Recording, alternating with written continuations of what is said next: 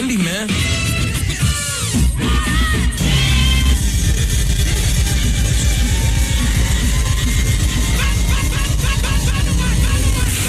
The Wendy Williams Experience.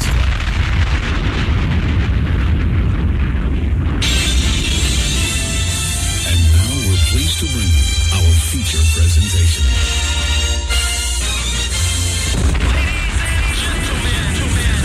What you're here about to witness, the greatest queen of all time. Okay, party people in the house. Turn it up, yo. Turn it up. This is it. Allow me to reintroduce this queen. From west to east. Just better get it right. Y'all know the name. Wendy Williams. Been in this game for a while. I hate to brag. Ain't nobody. Hey, this phenomenal. Like the queen. Right here. Who the world is this? So much drama. From yo block to yo block. Heard of the number one female. Been doing this for years. Every barbershop, beauty salon. Who the world is this? So much this. Again and again. Wendy Williams, bringing your name up. A lot of you haters scared to death. She at it again. Wendy Williams. She in it the win. Wendy Williams. She back and she staying. Wendy Williams. The ain't playing. I like to present you. The winner of the Game Show of the Year award. Once again. Introducing the queen. Oh, yeah. Hi, everybody. Welcome to the Wendy Williams Experience. I'm glad to be here. Got a great show planned today. I mean, just so much to talk about. Robert Blake and Bill Cosby. I got a great blind item for you, which I believe I've already figured out. I'll get Tourette's and say the names at a later date in the show. Also, Fantasia has got a boyfriend, and Rick Fox has a girlfriend. And you cannot believe who she is, in case you haven't gotten the memo yet. Yeah, for those of you who have, you won't be surprised. Anyway, it's a show about nothing, and we're here for the next 4 hours, plus a little gangsta thing that we do here in New York. All right, so my telephone number is 866-GET-WENDY, and it is what it is. It's the Wendy Williams Experience. This is a Wendy Williams exclusive.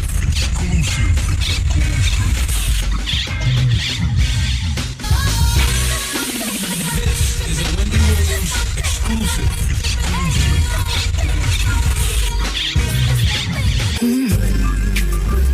What's going on, y'all? It's your man, The Malicious, and this is Pusha T. We the Clips, and you're listening to the Queen of Radio, Wendy Williams. Yeah.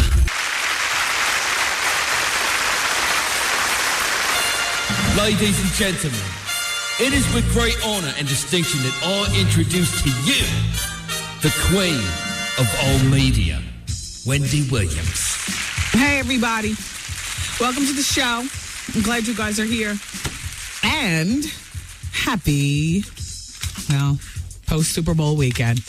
All right, so the Eagles didn't win. But there's nothing wrong with second place. Is there? You get the acknowledgement of making it there. Hell, you went further than the other teams. There's only one team ahead of you. I mean, we got to turn this lemon into lemonade. They're fighting in the streets in New England, popping off in Philly. Did you hear anything about what was going on in Philly over the weekend? I haven't read any Philly newspapers. I heard that, there was a lot of turmoil in Boston. I went to a really smooth that Super Bowl party. By the way, has anybody checked on Ruby D? They thought about her a lot over the weekend, because Ozzy lived a really long, meaningful, fruitful life. He was 87 when he passed. But being married to somebody for 50 years, I mean, that's your right leg. Like, how do you function after that?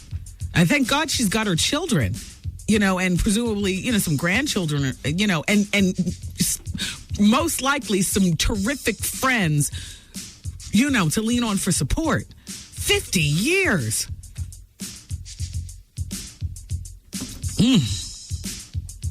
I was thinking about her over the weekend. Shout out to you, Ruby J.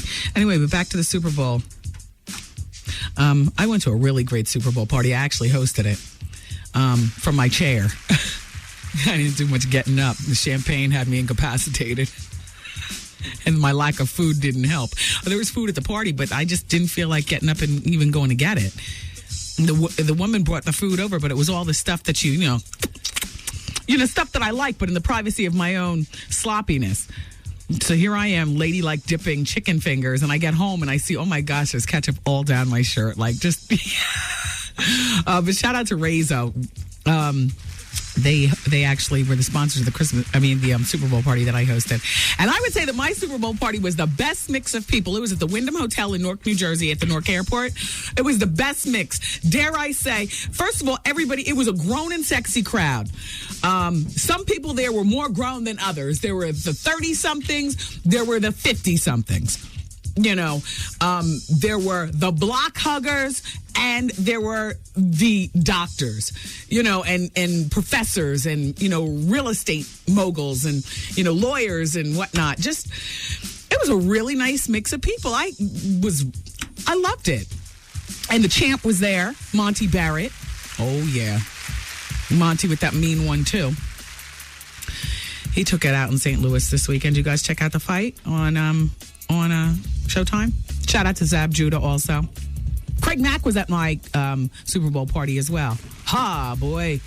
And, of course, the legendary DJ SNS from Uptown Harlem, USA. He did the music. So it was great because we had all the screens and the music and the food and, the drinks. Oops, excuse me. They say that Nick Lachey was picking up this blonde broad at a Super Bowl party. Did you read that in the newspaper today? Are they running this story where you live? I'll read it to you. It says Nick Lachey showed his pass-making skills at an ESPN magazine party, feeding rumors that the seconds are just ticking away on his marriage to Jessica Simpson. And I am so on the fence with these two. On one hand, I'm like, no, it's just the pressure of the media. We do it to everybody. I include me too. We love them to get together, and then we love everybody to break up. And dramatically. Don't just go your separate ways. As a matter of fact, this Brad Pitt and Jennifer Aniston breakup is not the way I'd want it to go. I want it to be all loud. For the purpose of entertainment. They're all soft and quiet and proper like. As a matter of fact, I'm hearing that Jen wants Brad back, and they've been dating. I mean, that's great for those two, but what are we going to do? The bottom feeders who feed off of, that type of scandal. We're going to devote our attention to Nick and Jessica, and I've got my jaws locked into this story, and I'm telling you, I am not letting go until I come up with something good. Either they're together or they're not.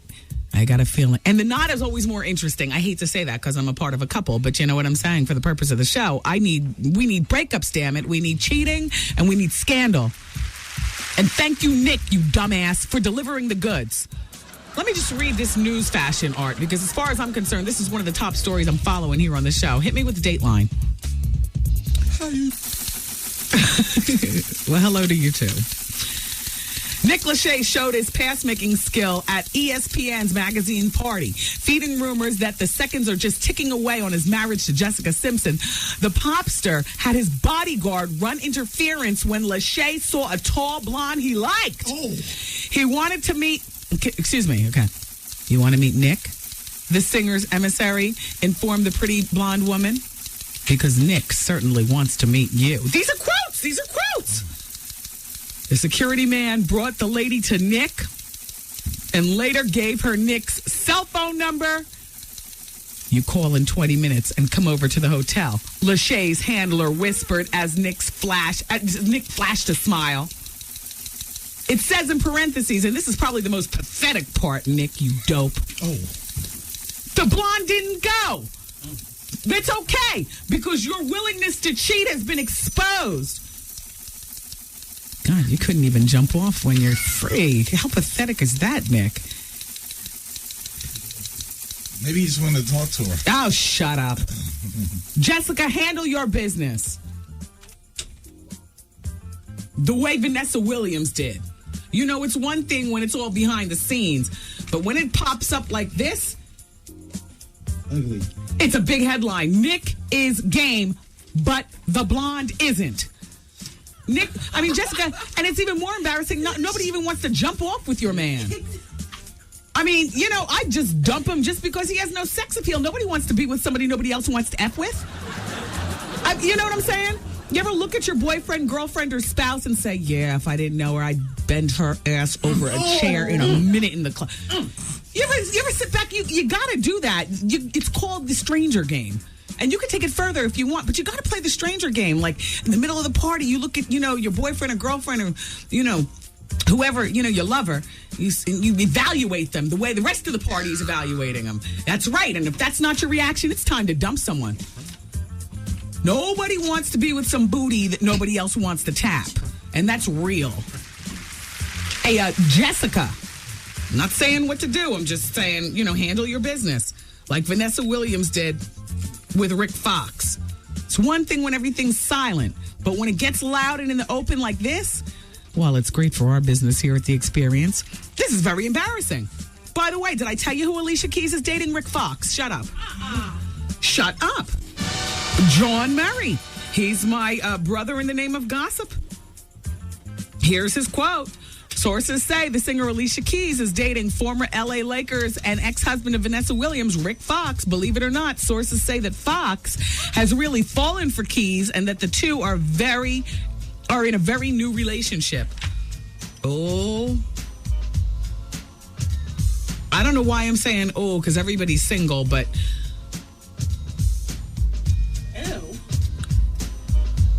well, not ew. She's been looking 100 times better now that she's embraced the woman in her.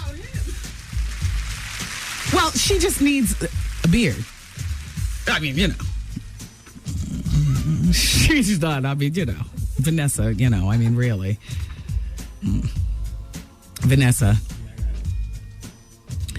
she's not the woman you are. And Rick,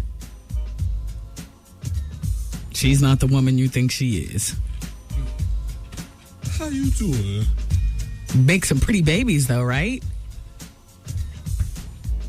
Vanessa, she doesn't even need a cream of nature.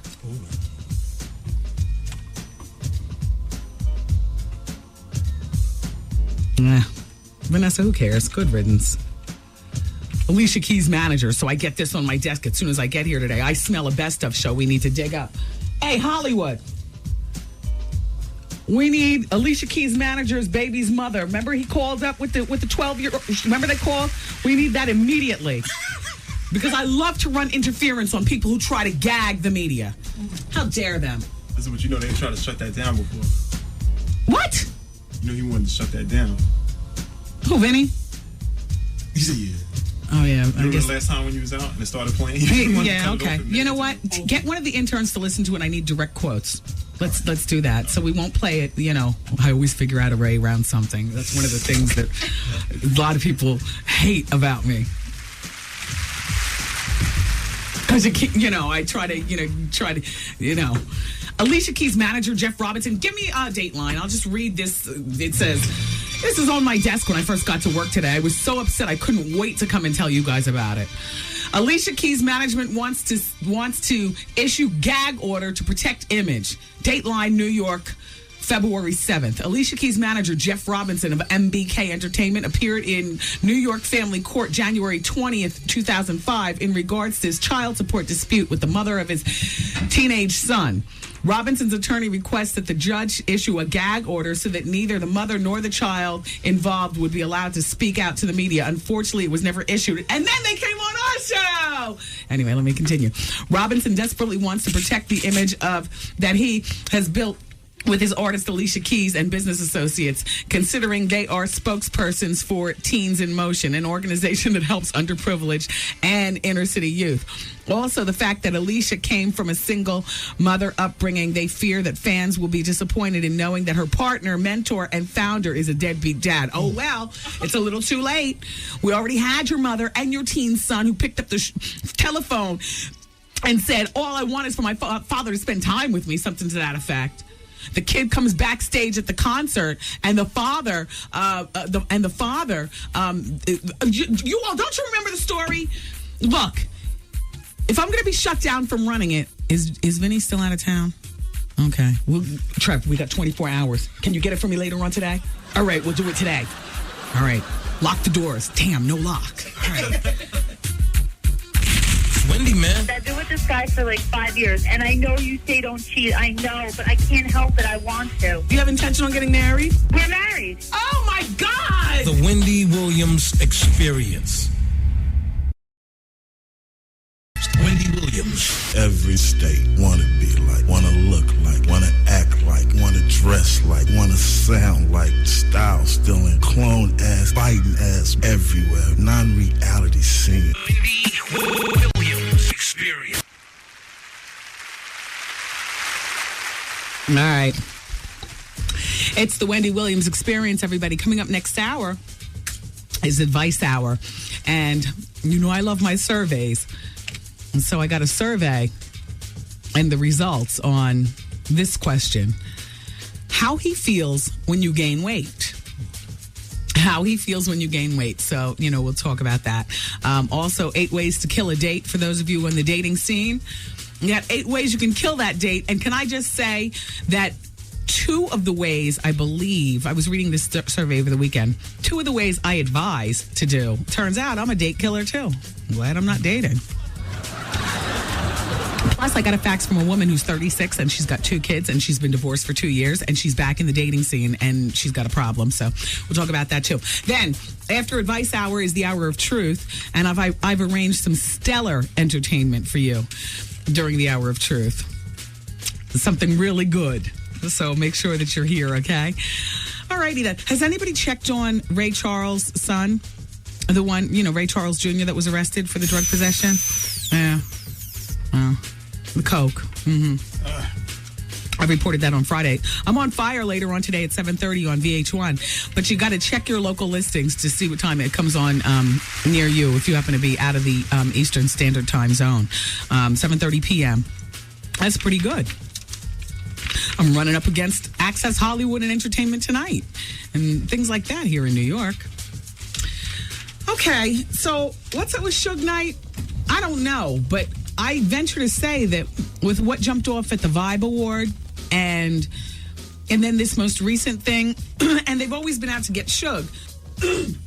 Then again, Suge has made it relatively easy. I mean, if you sit back, and wait long enough, he'll apparently somehow be involved in something. I'm not saying that he does things, but he's in the vicinity of something that gets him in trouble. So,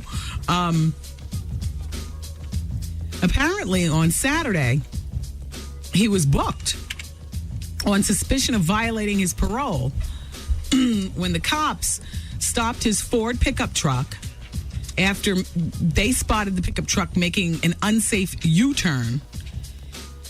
They cited him for not having insurance. They asked he and his 18-year-old passenger, Alexis Wilkinson of Las Vegas, who, by the way, was using a fake ID, but they got to the bottom of who she is. They asked him to get out of the car. When they searched the car, it turned up some weed. Chronic. So he was being held in Barstow, California, by the sheriff's office, pending a transfer to state prison. Now, where does the state prison part come into an illegal turn with no insurance and weed in the car? I mean, it's not like they said he had a whole bunch of weed. He's on parole. The parole thing gets you transferred from the regular lockup to prison because he did the minimum on his maximum. Wow. So I guess he'll be transferred at some point today. Until they make a decision. And you know what that decision's going to be? His name is Suge Knight. The Vibe Awards just happened. Oh.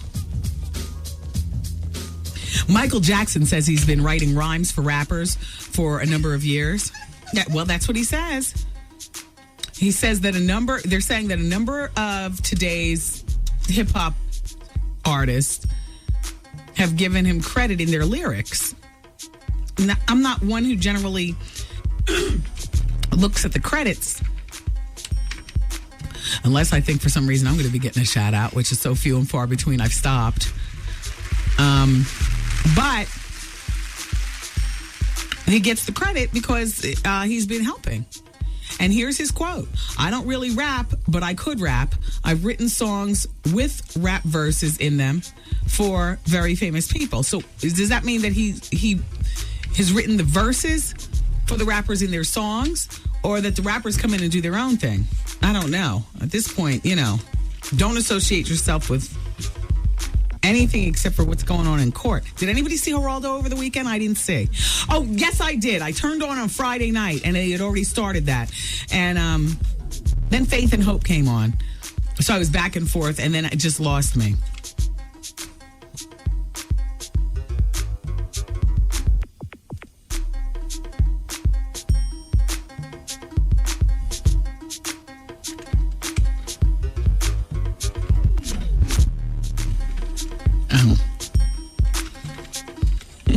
I just got a secret note passed to me.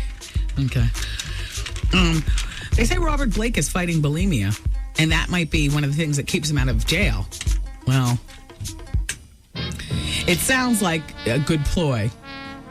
Or for some reason, I don't think of bulimia as being a man thing. Or maybe it's that I don't think of bulimia as being a man over 70 thing. Like by 70, you're either right with your weight or you're not. You're not, You know what I mean? You're not still fighting to stay thin.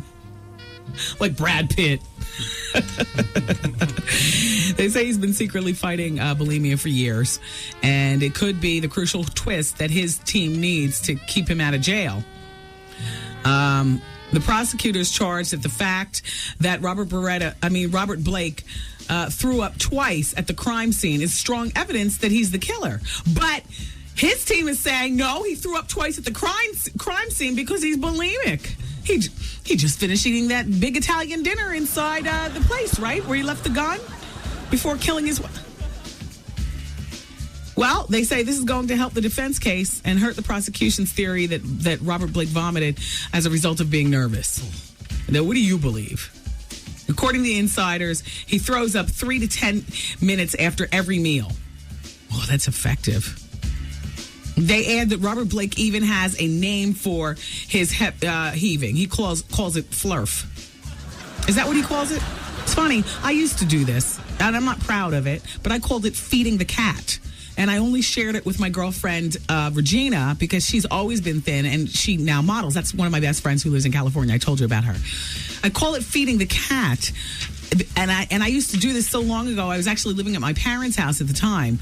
And it was after college. I lived with them maybe for a year as I settled into being here in New York. Not because I couldn't afford to live on my own, but just because I was so busy settling into my new duties and stuff. I just could never find the time to go apartment hunting. And they didn't charge me rent, and I didn't mind living there and whatnot. But I call it feeding the cat because I would open my bedroom window on the second floor of the house and vomit out the window. And then there was this cat from next door who would come and clean it up for me.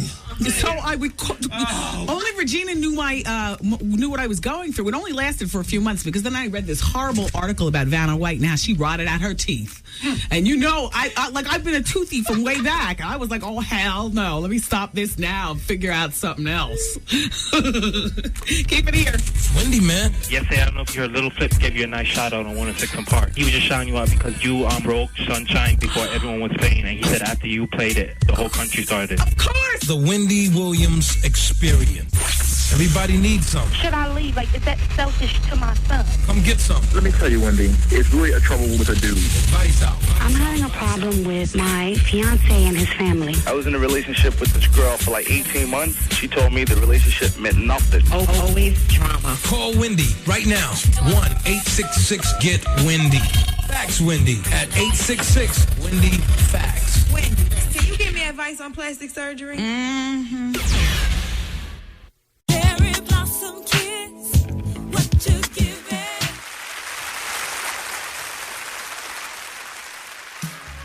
All right, it's the Wendy Williams Experience. Good afternoon, friends. It's Advice Hour, and I brought in for you guys 8 ways to kill a date. I found this very interesting, especially because I like meeting for coffee. You don't know who he is, but that's number 1 on the list. Meeting at a coffee house is one of the ways to kill a date. They surveyed guys to find these answers. This is what they said about meeting at a coffee house. I like meeting at a Starbucks at 12 o'clock in the afternoon or 7 o'clock in the evening on a spring night when 7 o'clock is still light out, not winter. They said, why do women always suggest this as a date option? I like to have coffee with my real estate agent or my cousin who sells Amway or my dad's friend when I want him to give me a job. When a girl suggests meeting at Starbucks, I think she either wants to dump me or she wants me to join her church.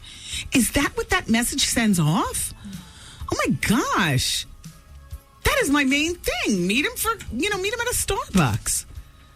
Number 2, another way, these are 8 ways to kill a date. Saying, I'm really tired. Oh, well, ladies, yeah. Because that, somehow men equate that with you're not healthy or whatever. They just can't chalk it up to, oh, you work hard. And even if you do work hard, they equate that with you not being able to keep up with your, just... We're not interested. Yeah, just don't say you're tired, because that's also a reflection of how you'll be in bed. Ooh. Here's the breakdown of that. Hearing that a woman feels really pooped in the early phase of a date is a real buzzkill. There will be plenty of time for pajama talk when we're in our DVD watching phase. For now, I want to believe that she couldn't possibly be sleepy in my electrifying presence. Exactly. 8 ways to kill a date. Here's reason number 3.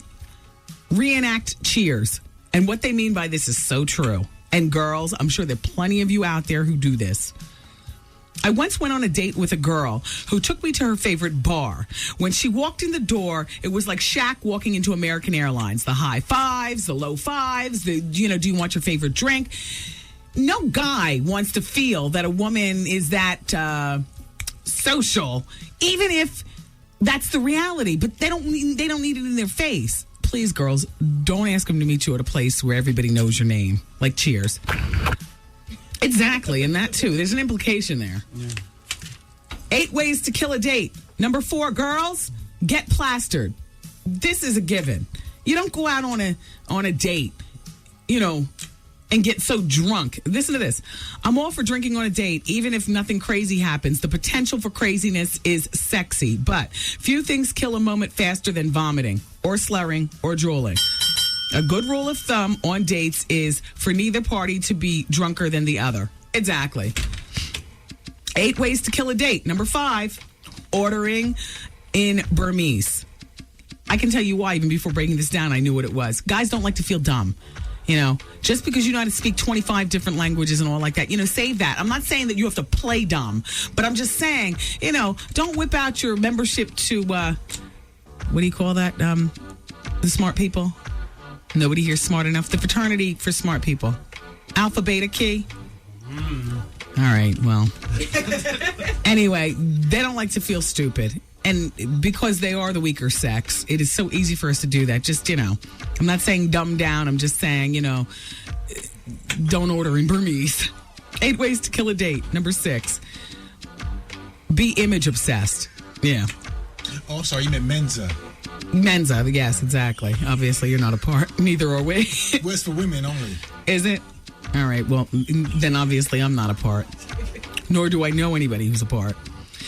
Number 6 is be image obsessed. Tom, a guy that I work with, went on a date with this girl who spent all dinner and most of dessert gazing at an unavailable reflective surface, the mirror behind her, through her butter knife and all like that. In other words, stop zhuzhing your hair and looking at your reflection. 8 ways to kill a date. Number 7, talking trash. You know what this means. Bitching about friends, enemies, and relatives, bosses, or pets are no fun listening to unless it's really funny, really, really funny. Then it gets a free pass. You know what I mean? Number 8, and this is, remember I told you I suggest 2 things on here on a regular basis? Number 8, I'm guilty. Suggest we take 2 cars. You don't know who this psychopath is, girls. Do you know what I'm saying? I don't know what kind of... Oh, this is from Jake's column in Marie Claire magazine. Well, Jake, you know what?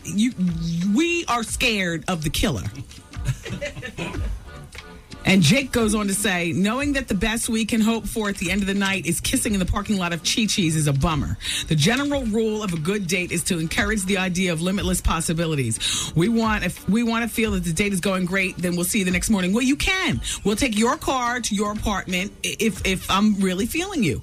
And then you drive me back to Chi-Chi's in the morning, which will compel you to then take me out for breakfast or something like that. Hell, I mean, the date then goes on the next day. All right, the coffee shop, fine. I'll, give into that. But we take two separate cars. I don't know you. You could be the killer. Hello? Yes, I need advice. My name's Keisha. Well, actually, don't say my name on the radio. Are we gonna be on the radio? Or yes, Keisha, and you just said your name, so. Okay. Anyway, I'm 22 years old. I'm married. I have 2 kids. I'm a full-time college student, and I also work. Presently, my husband just got discharged from the military, and he came when he was away. Everything was fine. He sent me the money. That's all good and everything. But now he's home and he's slacking. He's looking for a job. Supposedly, he's not really, picking up on it. He's looking. That's it. He doesn't have a job. He's not helping me around the house. How long has he been home? Excuse me? How long has he been home?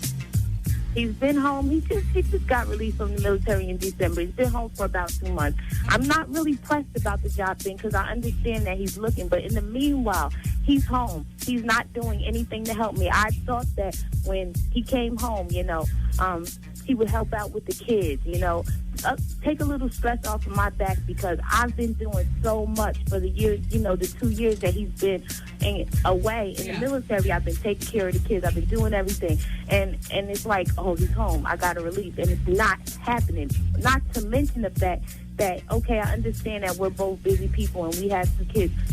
He's not spending any time with me. Every free second he got, as soon as I come home from work, it's, 10, 11 o'clock. Oh, gotta go out with the boys. Gotta go here, gotta go there, gotta go do this. Anything so that he's not, around me. What's your question? My question is, what should I do? I'm really on the verge of, he's, making me so upset to the point that I just want to tell him to get the out.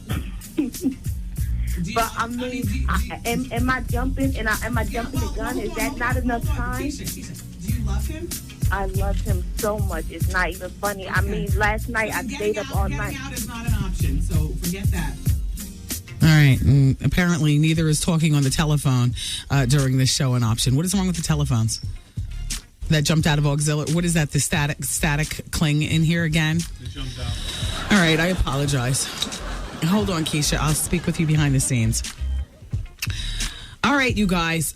Now, are the phones down for the day, or are they actually going to work the next time I go to the phones? They will work the next time we go to them. Okay. Absolutely. Well, in the meantime, I've got something else that I brought to share with you guys for Advice Hour, and then I've got a few faxes. The fax machine right now is the best way to go. Excuse me, at 866 Wendy Fax. How he feels when you gain weight. Ooh. Well, how much weight would your girlfriend or wife have to gain before you brought it up to her? Okay, this is very interesting. That's why I ripped it out, brought it in. I think about you guys constantly. 22% of men said gaining 10 pounds is a reason to bring it up. Like, honey, we have to talk. 50% of men said 20 pounds, honey, we have to talk. Interesting, because the more weight a woman gains, the less a man wants to talk about it with her. 10 pounds they talk, 20 pounds they talk, 30 pounds, only 16% of men said they bring it up. 30 pounds. More than 30 pounds, only 12% of men said they'd bring it up. Now, what are now I'm not including like baby having. I'm just including just regular, inability to push back from the table. Wow, 30 pounds, you wouldn't bring it up. All right, now here's the same question. How much weight would your girlfriend or wife had to gain, men, before you wouldn't have sex with her? 7% of men said that if their girls gain 10 pounds, they wouldn't have sex. What's the matter with you? 10 pounds is not a big girl. 23% of men said that at 20 pounds, they wouldn't have sex with their woman. 22% of men said at 30 pounds they wouldn't have sex. And over 48% of men said that they wouldn't have sex with their woman if they gained 30 pounds or more. And then there's some other surveys in here, too. Which is sexier, brown hair or blonde hair?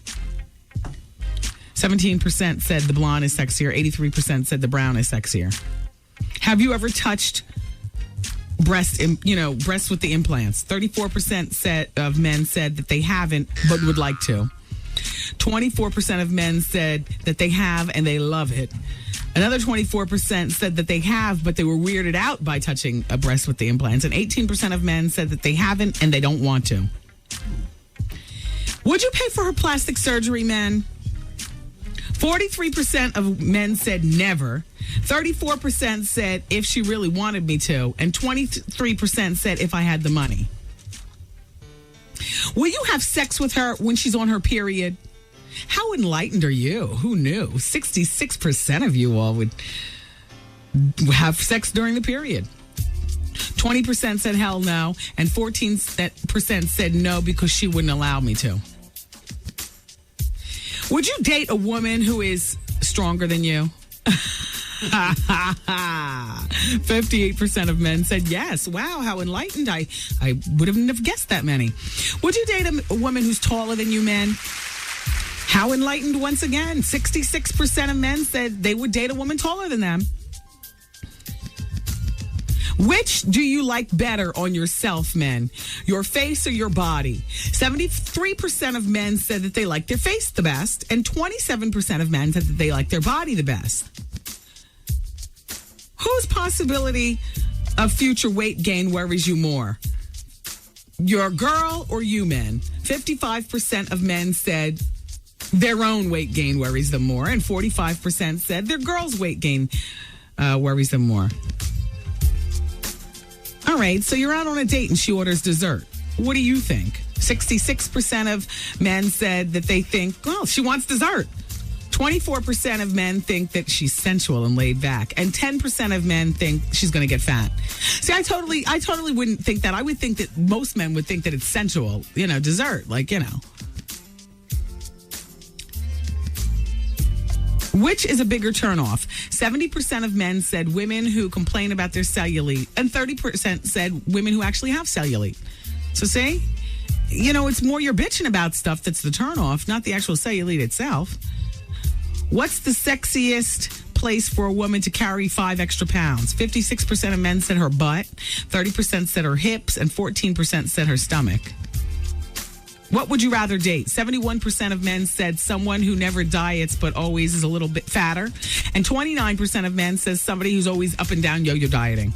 So say 71% of men like a few extra pounds. I like that. Ain't nothing wrong with a big, strong girl. All right. The fax machine is just humming along. That's where I'm going to go for advice next at 866-WENDY-FAX. It's the Wendy Williams Experience, and we are smack dab in the middle of advice hour. Please keep it here, everybody. Thank you. Wendy, man. Hello? What's going on, Remy? What happened with you and Gloria Velez? Talking mad reckless to me. FYI, I never got robbed in my life. Okay. You letting Gloria Velez rob me. The Wendy Williams Experience. Hey, everybody. It's 107.5 WBLS with today's R&B Classic Soul and the Wendy Williams Experience. Special shout out to Madam Butterfly. Oh, Madam. How you doing? Also, once again, a shout out to the law firm of Hunt, Hamlin, and Ridley in New Jersey. Those are my people. It's the largest black law firm in the country, in the top 5, and definitely the largest in New Jersey. Well, they had the Super Bowl party yesterday. I just had a fantastic time. Once again, shout out to everybody who was there. It was just so laid back and grown and sexy and relaxing. And really, and it was great because I was home by 11 o'clock. No, more like 11:30. Yeah, it was a fun time. Shout out to everybody in Newark. On Saturday, the WBLS Shore Shots are going to be at the Newark Boys and Girls Club, which, as you know, is at 1 Avon Avenue. And they're going to be playing the Easy Pass Violators. Love the name of your team, Easy Pass Violators. The proceeds of the game benefit They need to be benefiting all the Easy Pass clients that Easy Pass rips off by triple charging you per day. You know, you only go through Easy Pass like 3 times a day, but 6 times they charge you. And who has time to really review the bill? Anyway, the proceeds don't go to Easy Pass people who've been ripped off. The proceeds of this game, in fact, benefit the Newark, New Jersey Boys and Girls Club. Tip-off time for this game on Saturdays at 7:30. And don't forget, that's over at the Boys and Girls Club. And if you have a team that would like to play our Sure Shots to raise money for a good cause, the way that the Newark Boys and Girls Club is going to benefit from this game, you can do the same thing in your community, and you can just call our Sure Shot hotline at 212-592-0556, and we can schedule your game for you, okay? It's the Sure Shot hotline, the WBLS Sure Shot basketball team at 212-592-0556, okay? And we play because we care. Here at WBLS. Oh, don't forget, everybody, the Wendy Williams Comedy Experience is on and poppin' this coming Wednesday at the Laugh Factory. We'll be there in full force. Shout out to Capone, the gangsta of comedy. He told jokes last night at the Super Bowl party. It was very funny. And he holds it down at the Comedy Experience, too. It's always a lot of fun. Did you go to Medina's party on Friday? Loved it. Brian McKnight was celebrating his album release, and then Monifa was celebrating a birthday party? Yes. Everybody came out, too. It was a wonderful affair. Did all the children come out? Yeah, it was a mixture. Oh, very nice. Very nice. Yeah, speaking of children. Well, every Friday night, the Cherry Lounge is popping. And so, Art, I understand you're having a Valentine's party. A pre-Valentine's extravaganza for the girls who love girls. Ooh. Oh, a lesbian affair. Yes. Ooh. Yes. I saw a flyer for it. I was downtown earlier today. Yeah. At the city. Yes, I'm there. How come you don't tell me about these things? You just... well, you'll be off. You're doing your thing, Did you have you still have a secret life. Yeah. I'm not that secretive, though. The city, ladies, is on West 26th Street between 7th and 8th. That's going to be on Friday? Yes. Upscale? And chic. Ooh. And DJ Mary Mac. Oh, yes. Break out your best stilettos and your best hush puppies. Yeah. It's a lesbian extravaganza. Yes, it is. Nice. So what are you going to be doing? Hosting? I'm hosting a party. Oh. And there's a performance by DKNY, Drag Kings of New York. Shut up! Yeah. Shut up! Drag Kings of New York. Wow. Drag Kings of New York. I would definitely be there. I'm going on vacation on Friday. Drag Kings of New York. Oh, my gosh. Bring your camera. I will. No, I mean it. Bring your camera. Oh, I am. I'm excited about it. Me too. Yeah. Wow, that's big. Yeah. All right, girls. So see Artie Friday at the city. I wish I could be there. I'm starting vacation. Friday's going to be a best stuff show. Yeah. Well, so it's next Monday and Tuesday. Well, they wanted you, but they settled for me. Yeah. Well. So I'm going to hold it down for you, and I'll let you know everything about it. Oh, I would love to do that. I don't host enough stuff in the Rainbow Coalition community. Yeah. All women who don't want nobody but women. It's going to be crazy. Damn. I might have to put a wig on it, but what are you doing? I'm going to have to come out that day. All right. Because they don't want to see me with a short haircut. I have to put on one of Wendy's, borrow some from Wendy, some makeup and stuff. Oh. Yeah. And do it up and try to fool some women. Ooh. That wouldn't be a bad idea. Do you want somebody to come into the show on Friday and make you up? That might be a plan. And then I can show them a surprise. Yes, that's right. Okay. I know somebody who affects drag very well. Unless you know somebody else who affects drag well. Harmonica Sunbeam or somebody. But see, Harmonica gets made up. She doesn't, I don't think, do her own tucking and pasting and, like that. We need somebody to effect a woman look for Art for Friday. Yeah. You figure if they come in towards the end of the show, you can actually have time to work that look, like go out to a restaurant or something, like call your friend June or something. Like you know what I'm saying? Do it up. Yeah. You're not just playing when I close the mic. You're going to tell me hell no. I'm not playing.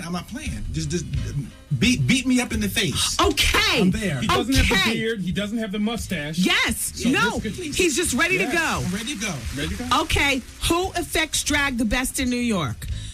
We don't have any money for you, so forget it. But you'll get recognized. Yes, you will get recognized. Can we put breast on you and everything? Bring the silicone breasts and effect the whole look. Art probably wears a size 14 women's. Just make sure it has spandex in it. He'll stretch it up. Yeah. Bring the tuck tape. Yes. Which is different from duct tape. Oh, really? Well. I mean, you know. Well, I don't have much to tuck, so it won't be a problem. All right. Well, this is good. So this will be for Friday's show. We're taking your faxes right now at 866-WENDY-FAX. Don't make it all the fax machine clogged up, please, with who's going to transform him. But just take a few. Make sure you include your telephone number. And you know what? Art, you're going to decide who's going to be best. No doubt. Because you don't want to look a mess. You really do want to look beautiful. Bring pictures of your work, I guess. That's right? what I'm saying. There you go. We want you to look beautiful and I want y'all to make me look like Wendy. Fabulous. Yes. Fabulous. Give me the Wendy look. Fabulous. All right, so very big hair. Don't bring him a short, sensible hair. Very big hair and I got the height down already. Yeah. Yes. You know, I got the down already. Yes. I'm ready. That's right. They wanted me to host the party, so you come as me. Yes, I'm going to Shut up. Yes, I'm going to be the bootleg. That's you. Of the bootleg. Okay, he's going to need hair in the marcation of number 4, number 6, number 8, 4, 6, and 8. Weave hair. And he's going to need long and big. Yes. Yes. Wow. And he's going to need to affect no color on his lips. Let him have like a MAC, some sort of lip gloss or something like that. Unless they want to bring me the red and bring me the Wendy of 1991, 92. Yeah, you could do that. Yeah, let me get some old Wendy. Let me do the Wendy from back in the day.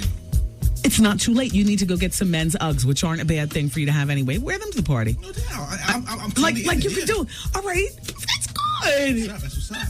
Oh, what a great idea. I'll do it once. You know? All right, transform Art into me. We take lots of pictures. Oh my gosh, that'll be so great. And do it here on the radio. No doubt. And it'll go from 6 o'clock. It'll be through the gangs. From 5 o'clock to 7 o'clock. It'll take like 2 hours probably. Okay. Because you'll be back and forth. You won't have to be sitting the whole time. Right. Remember, the show goes until 7 o'clock because we have the gangsta hour. Right. Then by the end of the gangsta hour, you'll be done. Okay. And we'll be able to take pictures. And then one day we'll get a website. We can even put them on there. Maybe we don't want them out there like that. It'll be our little secret. Maybe for one day and then take them off. Yeah. No, I just don't think that we should do it at all. Maybe we can make palm cards of it, though.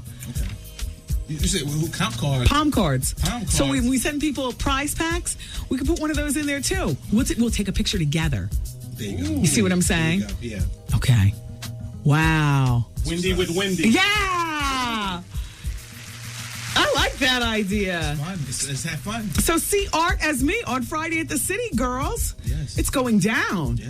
In the meantime, we need the best person to effect his whole drag at 866-WENDY-FAX. And Art's sitting right next to the fax machine today. All right, really, Dave, we've been talking too long. Let's keep it moving.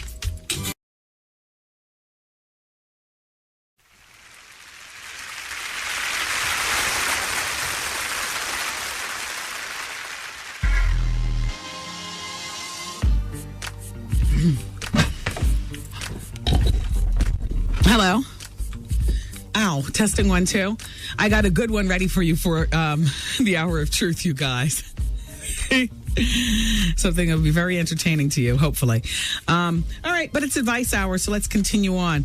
I told you I got a fax from a woman who's 36, and she has 2 kids, and here it is. Dear Wendy, I'm a 36-year-old woman with 2 kids, a 19-year-old and an 11-year-old. The girl is 19, the boy is 11. I've been separated for 3 years and divorced for 2.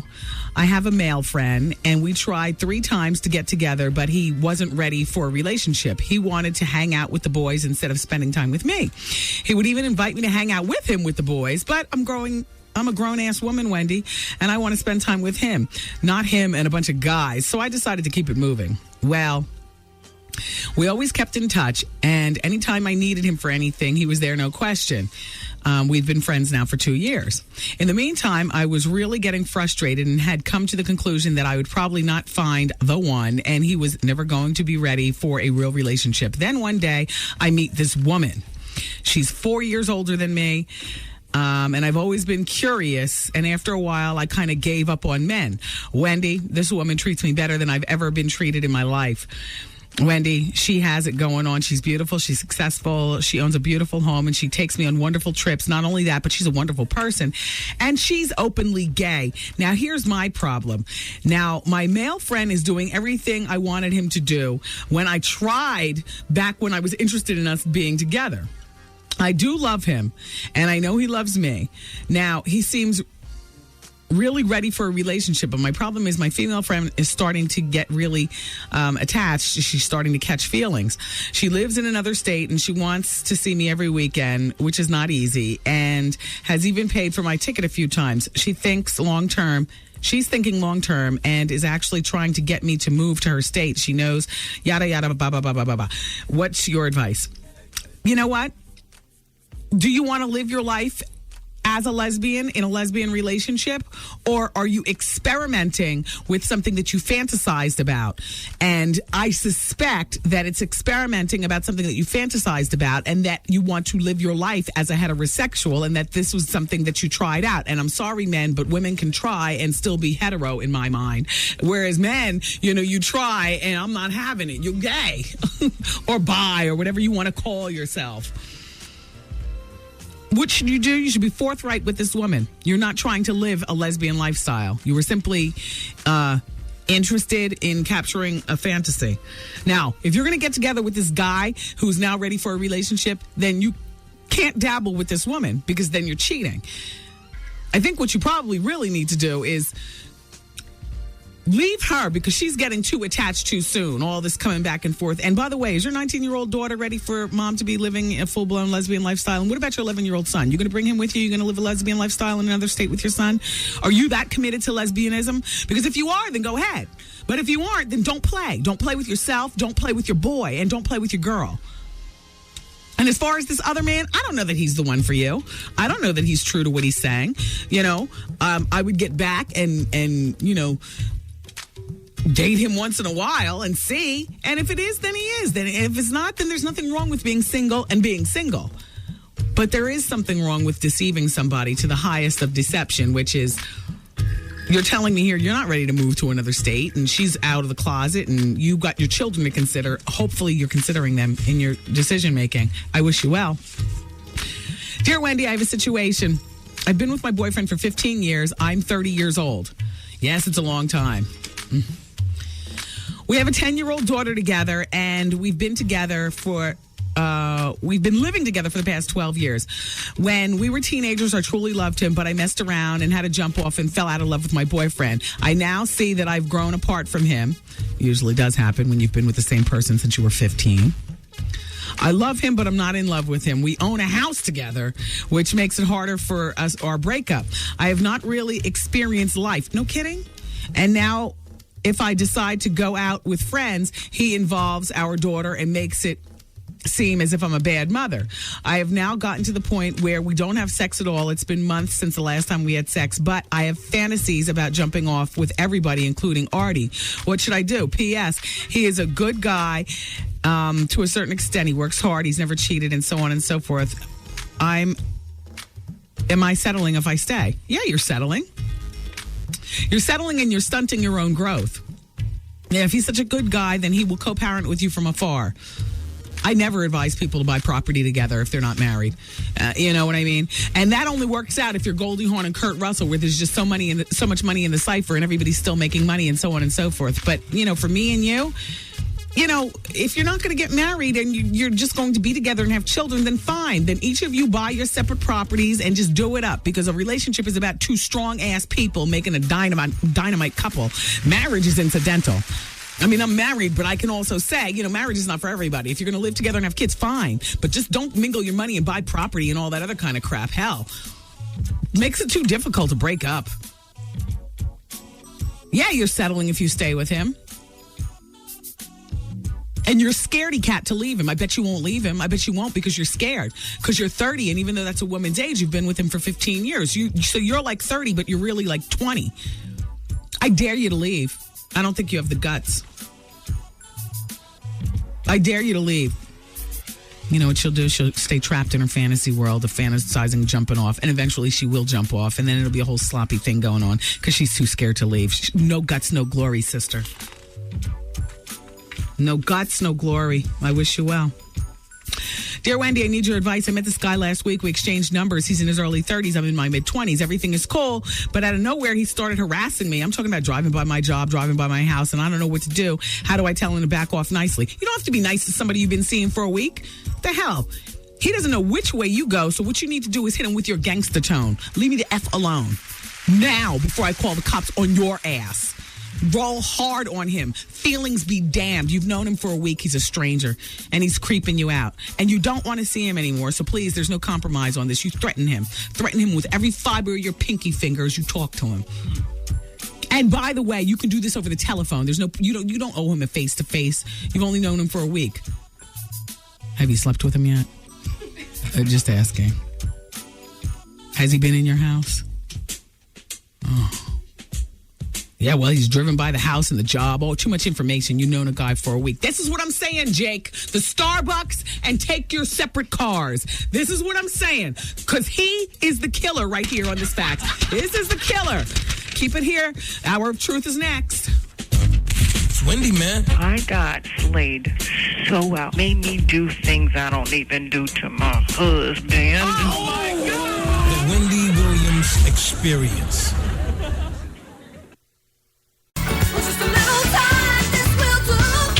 Yo, did you catch this flashback? So I see this stunning picture in the newspaper today. This has got to be the picture that everybody's laughing about. Yo, old man McGreevy is putting it down. His body language is crazy. Why is he looking like Mr. Roper? Used to look all disgusted at Gay Jack. Is that his mother or is that his mother-in-law? Let me see. Who's this? All right, his stunned wife. That's his mother. Oh, you've been abandoned by both your parents. Damn. Well, the children love you. Got him. This it right here. Miss a day, miss a whole lot. Coming through your speakers, boy. It's Wendy, man.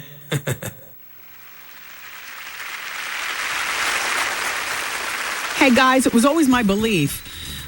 Why does my microphone sound like this, Dave? My headphones. There's something very flat. There's something going on. No. I'm not going to keep going. Yes, that's better. Yes, thank you. Mm-hmm. It's always my belief that Michelle from Destiny's Child was in love and next to become fully blown engaged, if she wasn't already engaged to, I know about the other one. Who's the other Destiny's Child? Kelly Rowlands, and that engagement is over. They're saying that the wedding is still on, but it's a conflict of interest with the place they were supposed to be actually having the reception. Their schedules aren't permitting. I suspect that they've broken up. But, you know. About Michelle from Destiny's Child, I could have sworn that she was involved with a New York jet or a Giant. Curtis Martin. That's it. Tony Braxton's ex-man. Mm-hmm. Well, apparently she has moved on. And she's in a new relationship with a man who hosts like the Entertainment Tonight type of show over in London. His name is Tim Vincent. Yes, he's white. FYI. Not that that's a big deal, but, you know, we like to talk color here on the show just so that everybody is, you know, can visualize as you know, the stories get told. Apparently, these two are in serious relationship. They were introduced last year, and they've been enjoying some sort of transatlantic relationship ever since. It says here that the couple recently enjoyed time together in Florida, where Vincent was covering Donald Trump's wedding. So Michelle's got a new boyfriend. Kelly's ass out, but it won't be for long. She's no longer, as far as I'm concerned, with Roy Williams. So, I mean, we're all told that they're postponing, and maybe that's true. Maybe they are postponing their wedding, but, you know. I mean, you know. Who's busy? The Super Bowl is over. You weren't in it. Destiny's Child CD has already gone platinum, and Beyonce's back to her solo work. So what are you doing? Let's move on. We've got so much bigger fish to fry. Give me this, Justin. Let's just wrap this up in a nice little neat ball. You know I promise to deliver to you all every day. I got a goodie for you. As I said at the top of the show, Alicia Keys' manager Jeff Robinson of MBK Entertainment appeared in New York Family Court on January 20th of 2005 in regards to his child support dispute with the mother of his teen son. Robinson's attorney requested that the judge issue a gag order so that neither the mother nor the child involved would be allowed to speak to the media. Unfortunately, it was never issued. Chris Robinson desperately wants to protect the image that he's built with his artist Alicia Keys and business associates, considering that they are spokespeople for Teens in Motion, an organization that helps underprivileged and inner city youths. Also, the fact that Alicia came from a single mother upbringing, they fear that fans will be disappointed knowing that Alicia has partnered and mentored with a deadbeat dad. With that in mind, I spoke to the mom of the teen of the child in question, and we did this a few months ago on the Experience. But in case you missed it, I've got a treat. Press the button. Press Hello. it. Hey, Wendy. Hi. How are you? You can turn my Well, mic you sound off. in Really good spirits. Yeah. I've talked to several babies' moms of guys who are in the industry. Yeah. And they always, I mean, it's such a sad situation. They never sound this perky. Well, you know what? I'm not going to let him, kill my spirit, and my son's fine. I mean, but right now, I'm going to get what he's entitled to. Now, what is your baby's father's name? Jeff Robinson. That's Alicia Keys' manager? It sure is. And that's MBK Entertainment? It sure is. So he's the CEO over there, right? Yes, he is. Is he worth millions or just hundreds of thousands? Well, you talking about what he's reporting or what he's worth? What he's worth.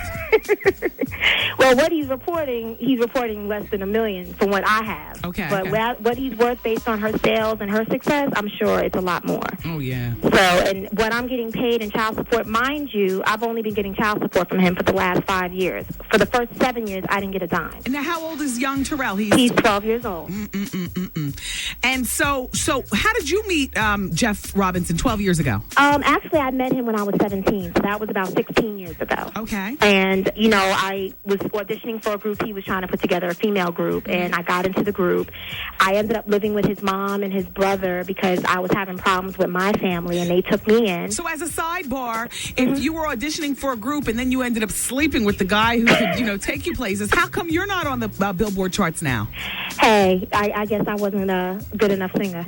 Okay, all right. No, that's fair enough. All right, so you guys, you had a legitimate relationship where you were boyfriend-girlfriend? Yeah. And how long did that relationship last before? It was a weird relationship because it was just, I was living in his mother's house and, he did his thing. So I wouldn't consider it a legitimate one. But I would say from the ages of 18 to Terrell was born when I was going on 21. So about 2021. So while you were living at the house and he was out doing his thing, what was your relationship like with his mother?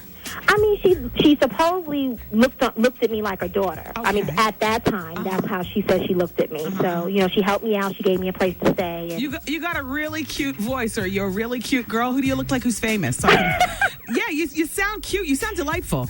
Well, thank you. I appreciate it. I don't know who I look like, but I'm definitely not ugly. Now, are you from Atlanta? Or I'm from New York, born and raised, and I moved here in 2001. Now, what's your name? My name is Tammy Adams. Tammy Adams. All right. Tammy and I are just talking. I'm not even knowing who I'm talking to. So how much in the rears is Jeff right now? Arrears is I don't want to use that word because that's saying that he hasn't paid. Okay. He has been paying me based on an agreement that I agreed to, trying to be fair. Now, how much is that per month? $1,100 a month. And mind you, I just started getting that 2 years ago. And you know what his agreement was? The reason why I agreed to that was because he promised me he would step up to the plate, be more involved in Terrell's life. He never kept that promise. And so, as usual, I stuck myself with an agreement that was unfair. But by law, I'm entitled to at least 17% of his gross. That's right. So you do the math. So now, what do you do to supplement this lack of I've money? always worked. I've always maintained my own job or whatever. I actually left work 1.5 years ago because I take care of my mom who had 2 strokes. So she lives with me and I'm her caregiver, and she has her own separate income because I'm sure he's going to bring to the table, I'm trying to get him to take care of all the other stuff. Right. No, I take care of my mom as of 1.5 years ago. I'm her caregiver, and I use her income to do whatever extra I need to do. Wow. Outside of what he gets. Did he set you up in a condo that he purchased and put it in No, your he name, didn't. The $1,100 a month that I agreed to get, what he does is he pays the rent directly, and he pays the cable bill. And then I get an actual check for $57 a month. And that's the leftover after the rent and the cable bill? Correct. Shut up! How does he expect for you to buy this boy clothes and send him to school. Well, at times he'll send extras here and there. When he's feeling guilty about something, he'll send Western Union me some money here and there, and call himself making up for, I guess, what he's not giving me. But I usually have to argue with him for about a week. So Terrell is 12 years old now. Yes, he is. Now, how does he feel? Because at 12 years old, clearly... Well, you can ask him. He can speak for himself. Okay, bring him on the phone. Hold on. Oh. Hello? Hi, Terrell. Hi. This is Miss Wendy. How are you? I'm good. Good. So, what are you doing? Nothing much. You watching TV and playing? Yeah. When's the last time you saw your daddy? The Alicia Keys concert, not for like a couple of minutes. Wait, how long ago was Alicia Keys concert? I don't know, like 2 hours, 3 hours. No, I mean, was it yesterday? Was it 2 months ago? Oh, I think like 2 months ago, maybe. Well, your 2 or daddy 3 months ago. And your daddy got your front row seats? Yeah. And so you and your mom went? Yeah. And then after the show, you went backstage to say hi to daddy? Yeah. Uh-huh. And did he give you some money? No. Did he give you hugs? No. Did he promise to come visit you and throw a ball with you? No. Did he give you more than... How much time do you think you spent talking to your dad backstage? Not much. He just introduces me to the celebrities, and then I go back. How does he introduce you? As his son or as Terrell? His son. Okay, he used the son word. Do you miss your daddy? Do you miss your daddy? I don't really know him, so I don't know if I should miss him or not. So I guess not. But you sound like you're really well adjusted. I guess mommy's taking real good care of you. Yes, she is. Do you have a father? Do you have a daddy figure in your life? Who throws the ball with you? Yes, Ralph. A guy named Ralph. Oh. Now, is Ralph your mommy's boyfriend?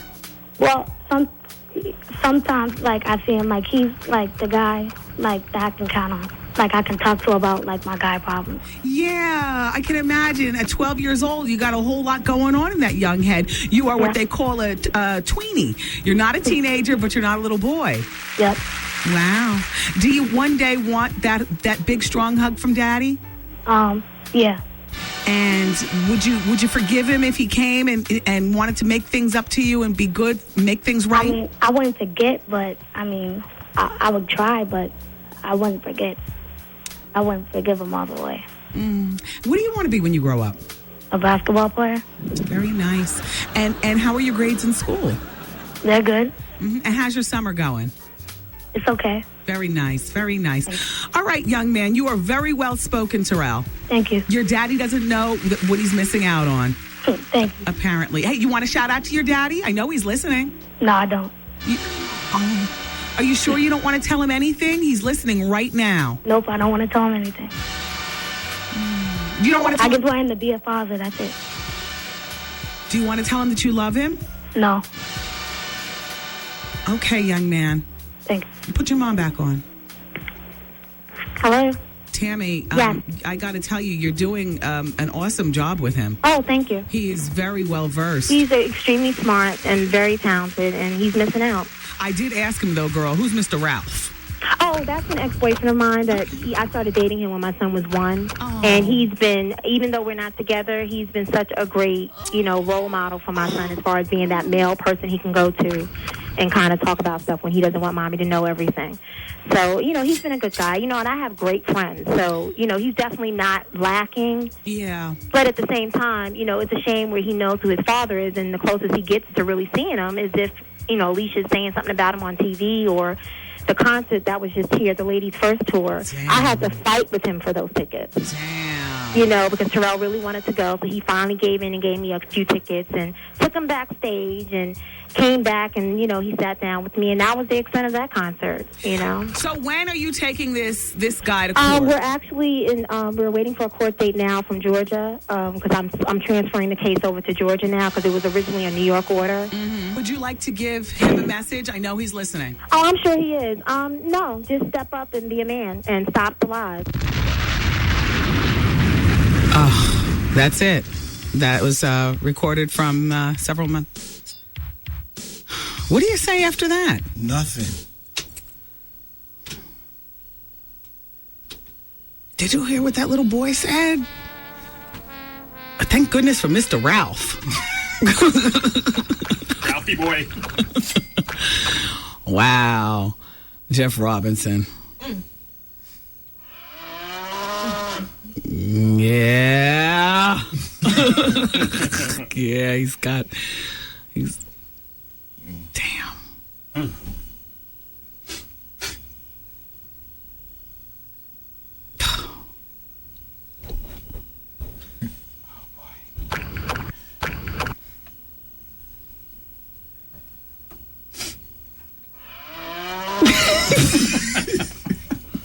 I mean, what the hell do you say after that? I know. It is what they say it is. Do 12-year-olds lie? Hell yeah. But did that sound like a lie? No. He was too good. I mean, the boy brought it home. I mean, the mother could have talked all day. Yeah. But when you put the kid on the phone, didn't I ask him, does he love his mother and father? And he said no. Oh my God. Aggressively. Did you? Exactly. Did you hear about what happened back there, backstage of the Alicia Keys show? Oh, boy. No hugs. No hugs. No money. No nothing. No acknowledgement. All that money you're making with Alicia Keys and whatever else you're doing, you know damn well this is not supposed to be going all the way to court. You know, a baby's mother's in a real mess anytime she has to call here. I'm saying this is a credible show, but all I'm saying is I see it for what it is. I wouldn't be calling my ass unless I really needed to. Oh, I would, if I was, one of these women out here with the celebrities and stuff, I would use calling the Wendy Williams Experience as a threat to make sure it got done. There is nothing worse than being put on Front Street. And I don't go looking for this stuff. It just happens. Pass me my nail file. Case closed, people. All right. We'll be back. Talk about more celebrities and what they up to. Fantasia's in love. I'll tell you. We'll talk next. It's Wendy, man. I drove yesterday to get your book. That book is fire! Yes, honey, you did it again, honey. You did it again. The Wendy Williams Experience.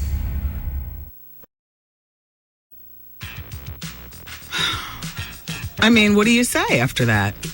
I'm still stuck. Alas, I've got business to execute.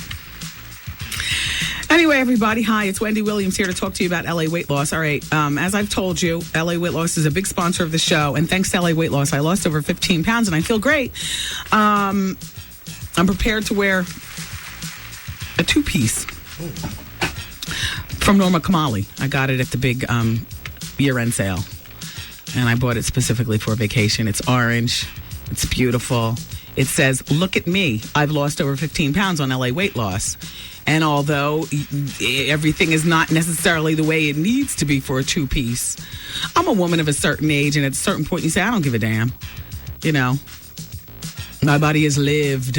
I will never be able to lose that. But I've lost a few pounds. Thank you, LA Weight Loss. I'm on maintenance right now, though. And during maintenance, well, you really learn to effect the new healthy way of eating that you learned all during the weight loss process. I also meeting one-on-one with my weight loss counselor.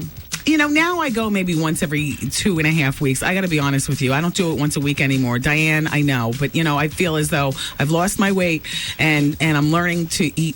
Well, you've already taught me to eat more healthy and make more better choices in terms of my figure.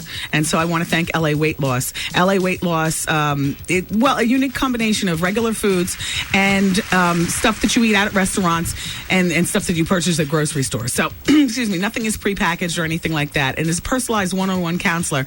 And you lose the weight, not the lifestyle, which is great. And it's affordable, it's simple to follow, and it's easy to maintain. LA Weight Loss has been in business since 1986, I believe. So millions of people have lost millions of pounds on LA Weight Loss. I'm proud to be a part of the LA Weight Loss family.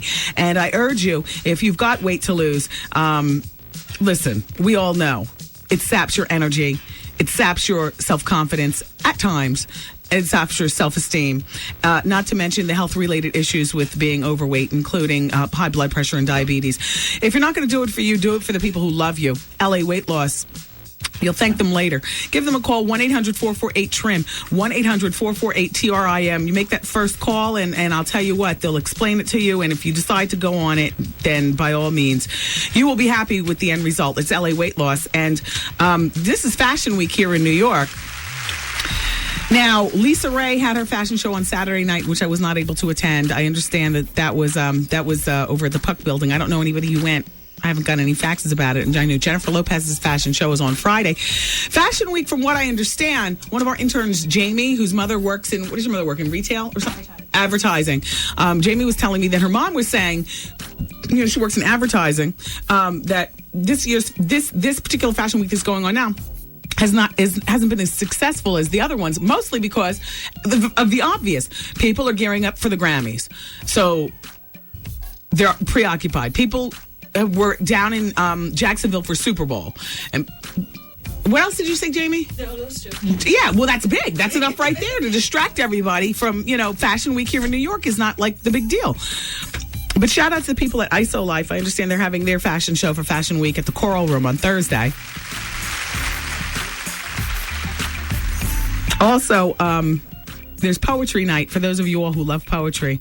I got a handle in something going on over at Taste on Tuesday. And Taste is in Bloomfield, New Jersey with DJ Till. And poetry going on. Alrighty. Don't forget, everybody, that the Gangsta Hour has been added to the Wendy Williams Experience. Actually, an extra hour. I just kind of, made it something else by, taking out the music and we just chat, and it's just a lot of fun. I've really enjoyed, and hopefully you all have enjoyed too, the Gangsta Hour, which comes on from 6 to 7 every weeknight. So the show is actually from 2 p.m. to 7 p.m. That little last hour is just, something that's between me and you.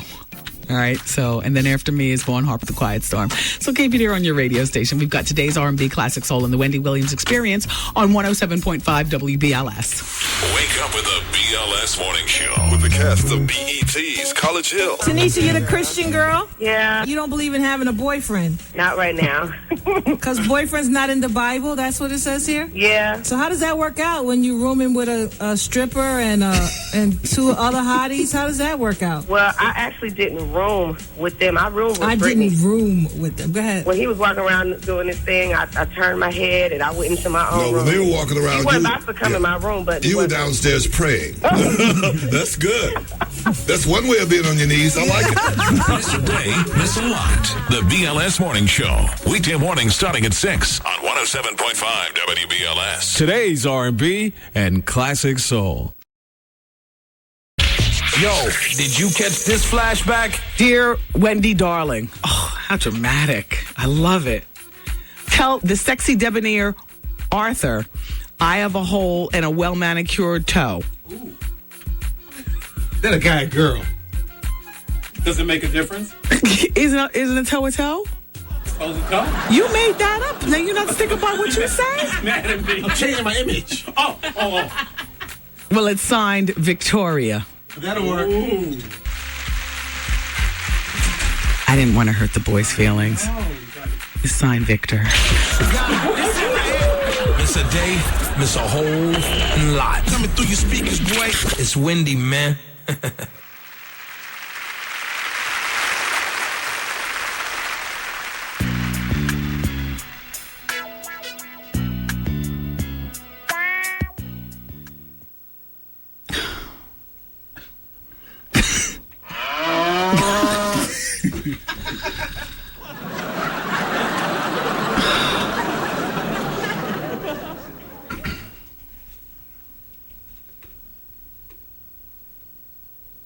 I mean, really? What do you say after that?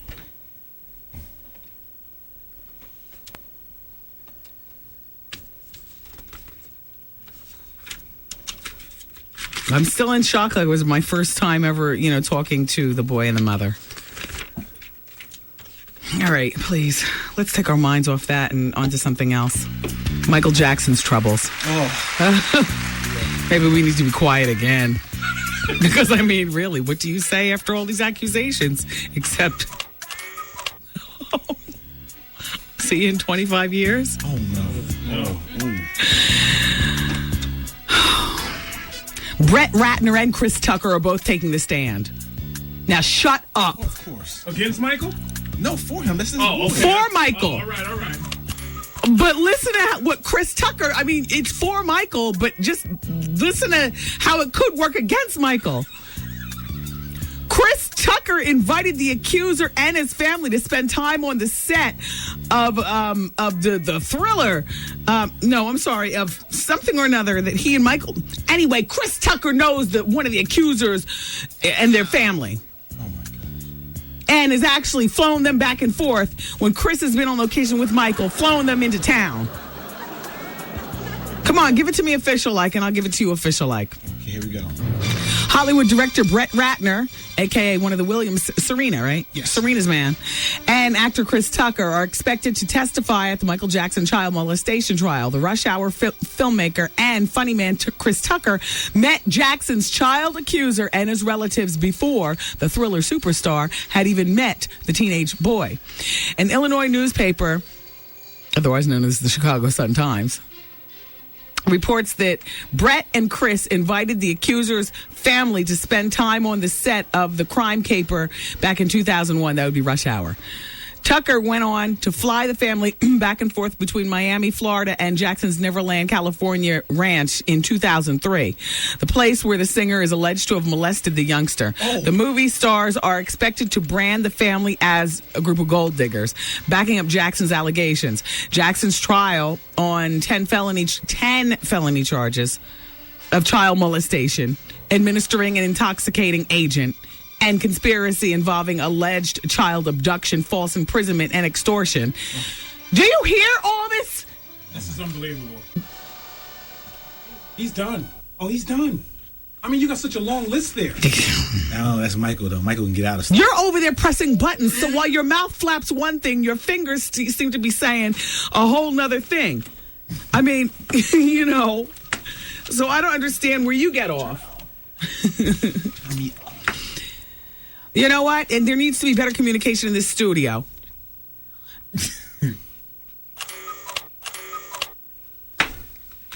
Where's my pen? Right here. You can use mine. No, I use mine that says Dollhouse on it. It's bright pink. Shout out to all my friends over at Dollhouse. I love everything that you are. And I love your pens. They work so well. The ink is all dark and black, the way I like my men. Oh. But, you know, it's funny because, you know, art's on sound effect. So while, and I've already been forthright with what I think is going on with the Michael Jackson thing. I don't think he's going to get off. I think Michael is going to do some jail time for better or for worse. I'm just looking at it and I'm just saying. And there's art. His mouth says Michael's innocent, but his fingers just speak a whole nother language because he's on the buttons. He's the one. Look at that. Oh. Look at that. We're dealing with Art and Arturo. Arturo believes he's crazy and is going to jail, apparently. I think he should just be institutionalized because there's something wrong there. Oh, shut up. Snow is coming back. Oh. Informer. Informer.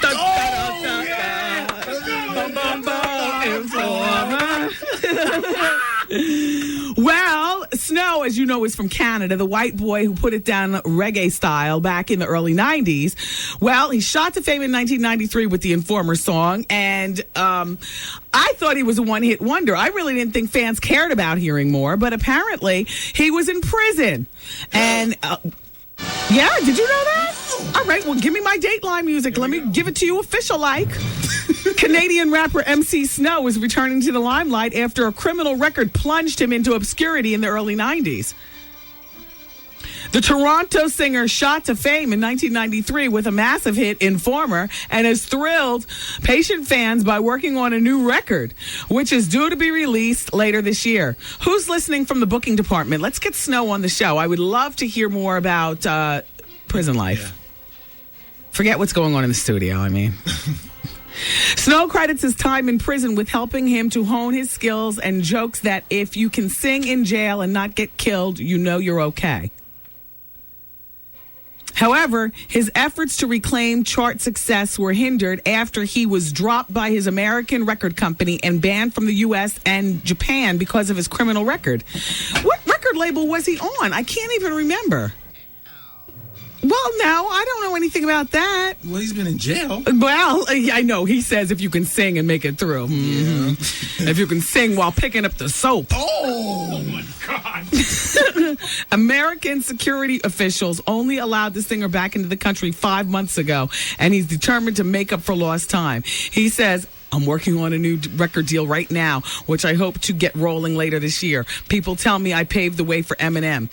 He paved his own way, but he got it easy. I came just after Vanilla Ice, and people were saying, what the hell, yada, yada, yada. Hey, Snow, why don't you talk about what you went to prison for? And how long were you there? And what you do in prison? Jeez. Oh, my gosh. Let's talk about Fantasia. Fantasia's dating a model. Now, you will know under normal circumstances, this wouldn't be going down. And let me just say it because you know you're thinking it. And don't fax me with your holier than thou. Fantasia Barrino is not getting a Schenkenberg or a Beckford unless he's trying to social climb, and you know it. I was having a conversation with my clerk over at the CVS the other day. Yesterday, as a matter of fact. I have a little eczema. I was there to pick up my prescription. So she says, Wendy, let me ask you something. What happened to Fantasia? And I said, what do you mean what happened? Fantasia's, she's,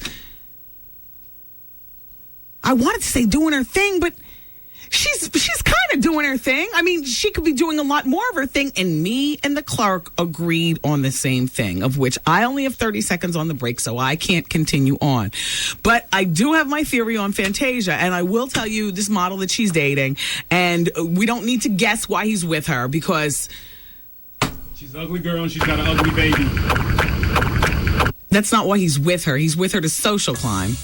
Well, she's an ugly girl and she's got an ugly baby. Well, that's how a lot of you know what? I'll continue this conversation. Real talk, though. Real talk. I'm not going to sugarcoat it. Just this one time, I'm going to be honest with you. Keep it here. Wendy, man. I have a boyfriend, and I've been with him for maybe a little over 3 years. And he's just now telling me that he has a child out there somewhere that may be like 5 or 6 years old. The Wendy Williams Experience.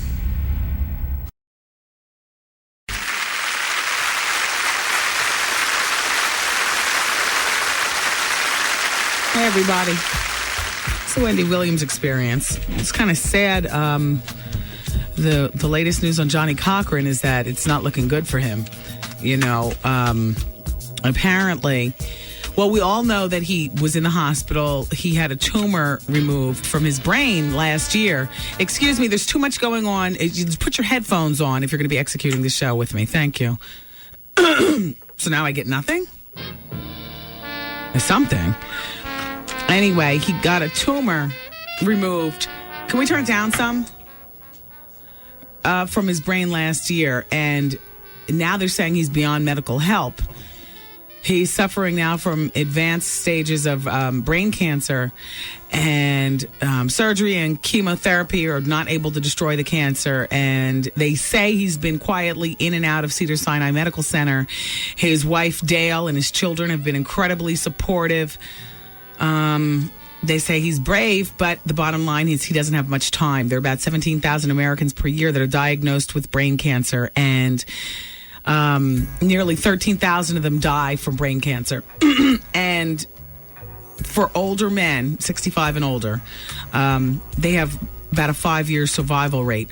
And that's, excuse me, less than 7% of them have a 5-year survival rate. So, plus he's been plagued by infections, they say, since getting his surgery. And the doctors, there's nothing more that they say that they can do for him. See, that's why I go, that's why I go to, that's why I've had MRIs before. Like when I get a little headache. My Aunt Joan died of brain cancer. And so, when I think about, oh my gosh, a headache that's lasted longer than, 6 minutes, I'm on the telephone. I want to go to Montclair Radiology. I get my MRI, just, check, double check. My name is Wendy Joan Williams, and my Aunt Joan died the year, I think the same year that I was born. So I use her as my conduit to God. You know what I mean? Because I always feel like, God is too busy to deal with, oh God, let me go through this day. Well, he's got bigger fish to fry. So I talked to my Aunt Joan. But yeah, this brain, yeah, wow. It's close to me. I'm sorry to hear about this.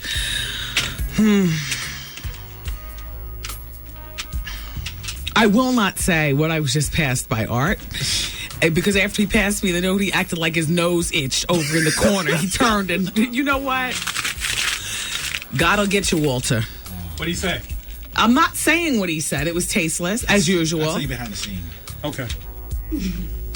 Hit the drill. We're going to talk about Fantasia. Oh. I'm just saying what it is. Oh. And I talked to this CVS. I was talking with her. She's dating this model. Now, I haven't seen the Fantasia video, but apparently there's a model in one of her videos. His name is Datari Turner, and he's 26. Does anybody know who that is? Yes. Huh? The guy in her, Who does he look like who's famous? Just that I'm picturing somebody.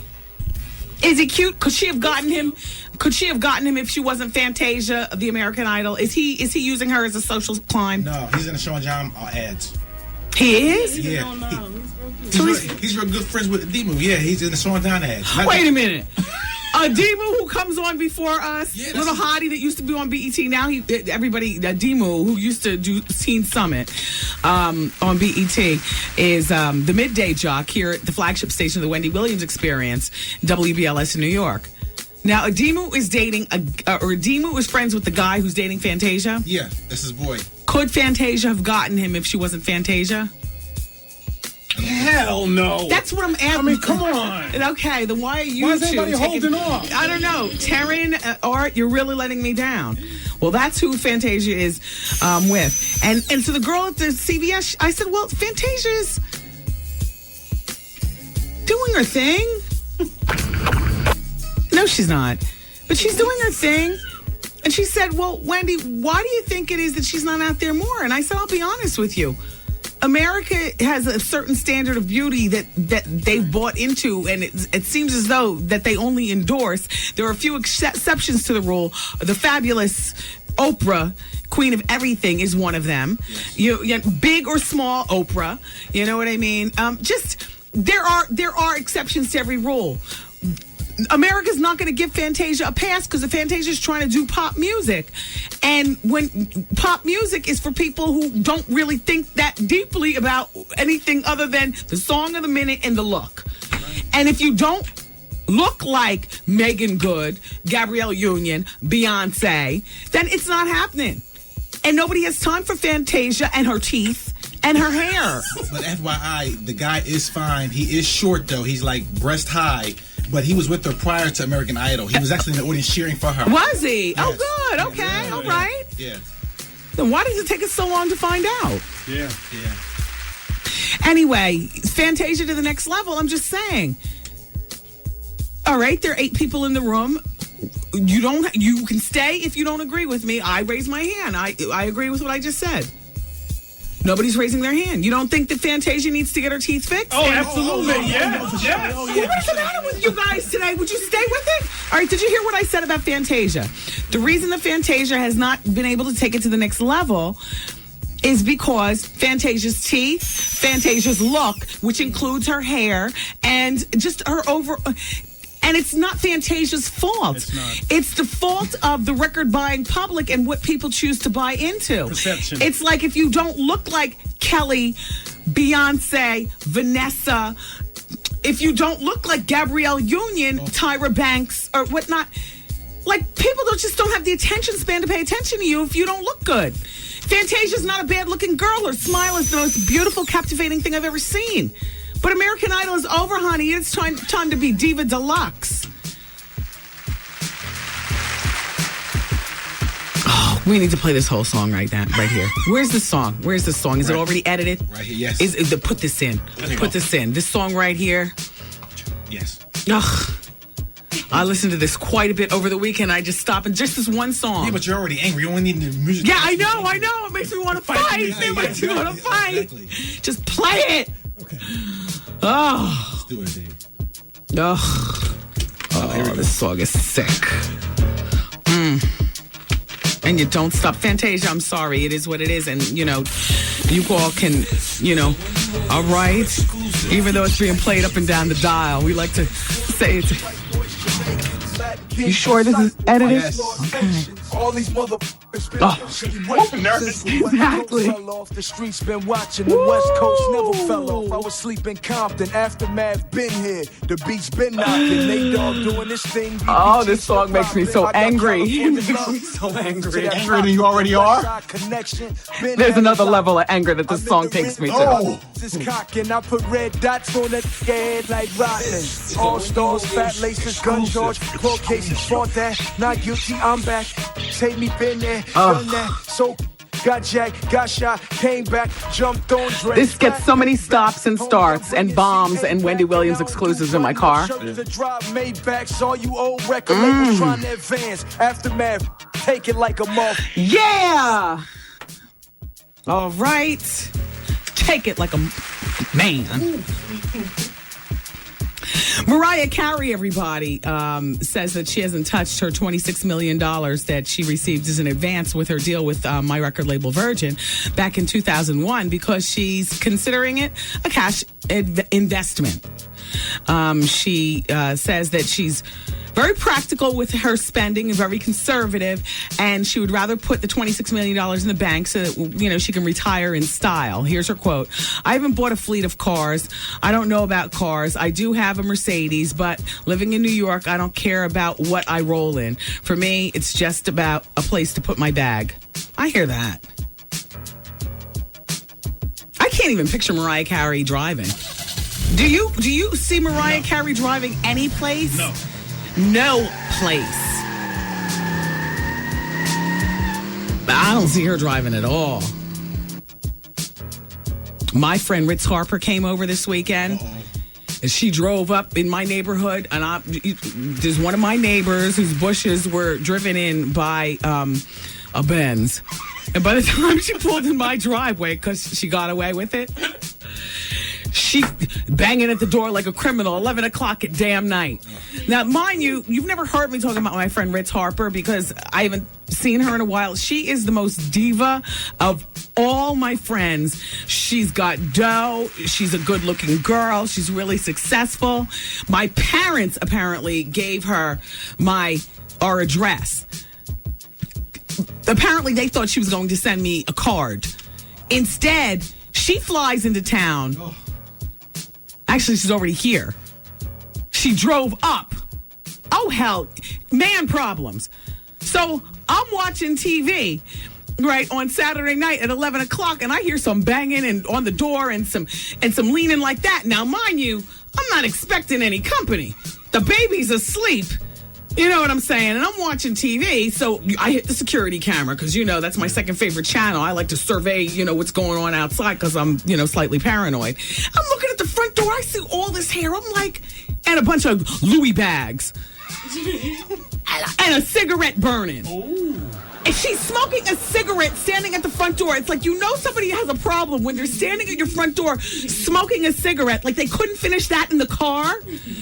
And you know I have a child. A more, much less. When's the last time you saw anybody smoke a damn more? Where'd you get that? Oh, they still sell them overseas. So here she comes in the house. Make me something to drink. I need a strong one. I'm like, what? Now, only for the love of my friend Ritz Harper do I do this.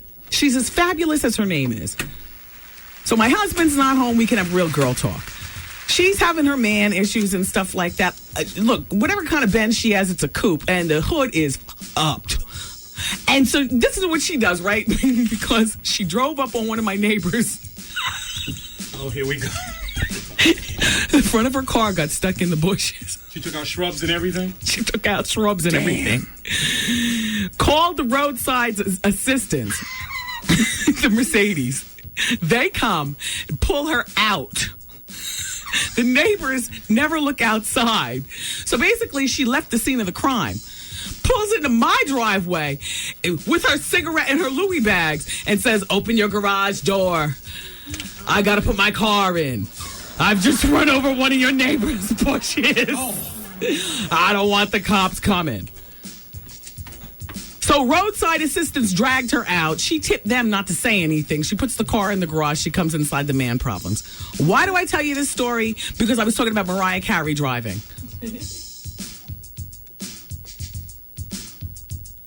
Just fabulous, Ritz is, though. But really, she's just a mess.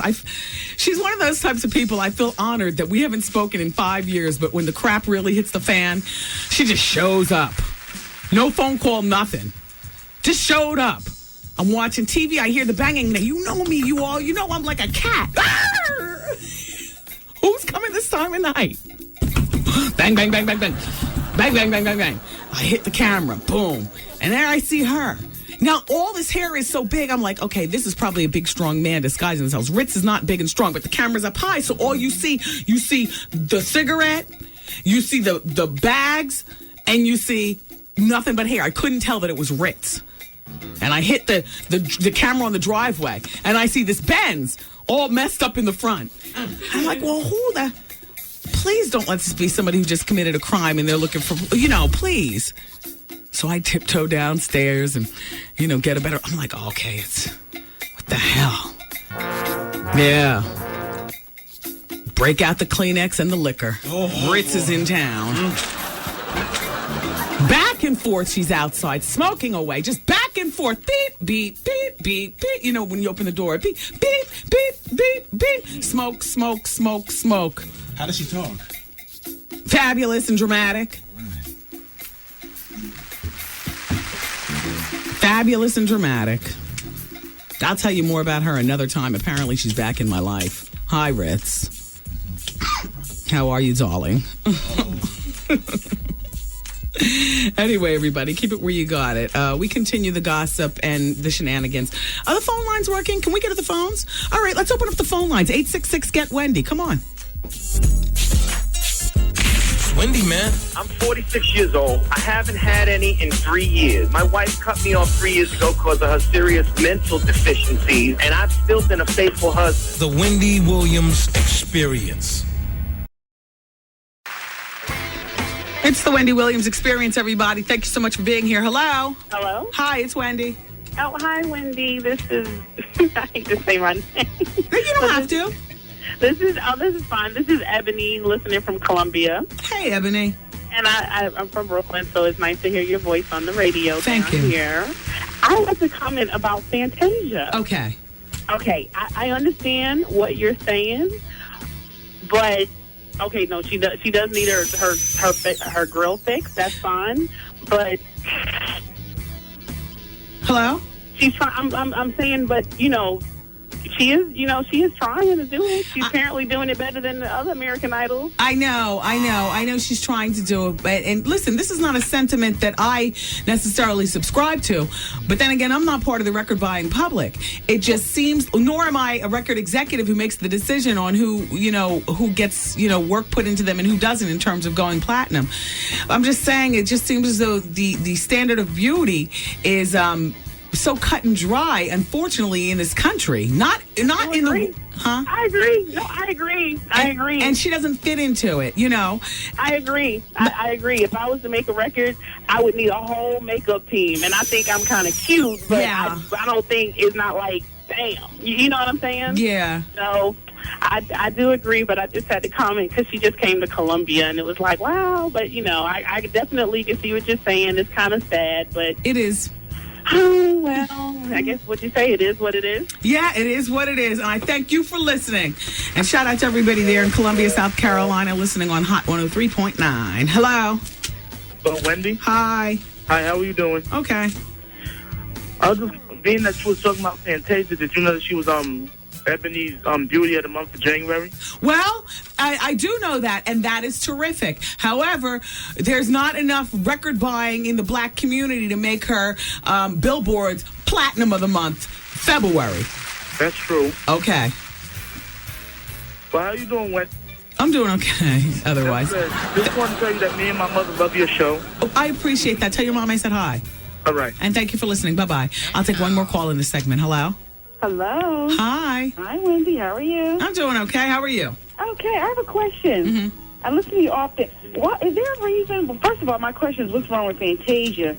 And I guess second, is there a reason why I always notice that you comment about women like the Williams sisters and Fantasia who are sort of brown skinned, but to me they're not ugly, but always commenting on how unattractive. Listen, you can slap Fantasia with the light skin stick and the Williams sisters too, and there's still issues there. And please don't make me go into it. Don't put this on the dark light thing, because in case you've never heard, I think that there are plenty of beauties in the black race of all colors of the rainbow. Okay. Okay. Because I heard you mention Mariah Carey. To me, that woman is ugly. Okay, well, I think that Mariah Carey is pretty. I think Fantasia Barrino needs an entire do-over. Neither beauty has to do with skin complexion, but just who they are. I also think that Oprah Winfrey is attractive, although I could never picture her having sex. I also think I never hear you comment on white, but I'm like, there's so many unattractive ones. I don't know. Yeah, there are, but I just happen to be talking particularly right now about Fantasia Barrino. Listen, that Maggie Gyllenhaal is a dog, and that other one who played in Superman is a dog. And for the life of me, I don't understand what's the one with the big bulbous nose. The actress, real plain Jane. They try to make her out to be so beautiful. Oh, I'm an equal opportunity criticizer, and I can also criticize myself. Yeah, well, yeah, I mean, some people might not think you're, Absolutely, you're absolutely right. But I'm not trying to be a pop star out here dropping it like it's hot. I know the lane that I'm in. My lane is the personality lane, not the looks lane. But, it's kind of sad, though, because her talent It is sad. Oh, well, with the talent. Nobody cares. Nobody cares. Yeah. If you can't match up, I know what you're saying. Yeah, because when you see people like Ashanti, I mean, she's a sweet girl. I won't say who. A friend of mine went to see the girl has no talent. She has nothing going for her. She can't dance. She can't. I mean, but she's cute. But she's cute, and in entertainment, that takes you further than talent. J-Lo sounds like everyone's commenting how horrible she sounds. It's just sad, I guess. I guess maybe I'm wondering why no one wants to focus on Fantasia's talent. I mean, because nobody can get past her teeth. What's wrong with her teeth? I don't know. I don't even. They just showed a clip of her on BET, and she has a nice haircut.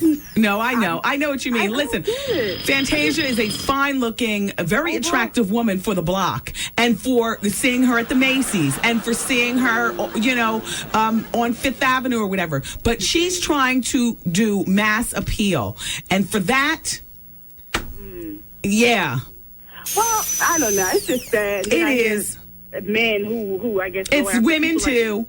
Well, no, I mean, man, I've heard somebody on the radio station, not on this station, but the other day mentioned Fantasia. I don't think she's butt ugly. I don't think she's butt ugly, but I think that she's a good-looking girl for your average girl. She's not a great-looking girl. She needs some work done if she's going to be out here competing. What could she possibly do, though, when to get a weave? And I think she might look worse. To be honest with you, I mean, her talent, I just can't get over her voice. I just really can't get over her talent. I hope she just keeps going. I just thought I had to comment about that. People like J-Lo, who, my God, I don't know if she's tone deaf.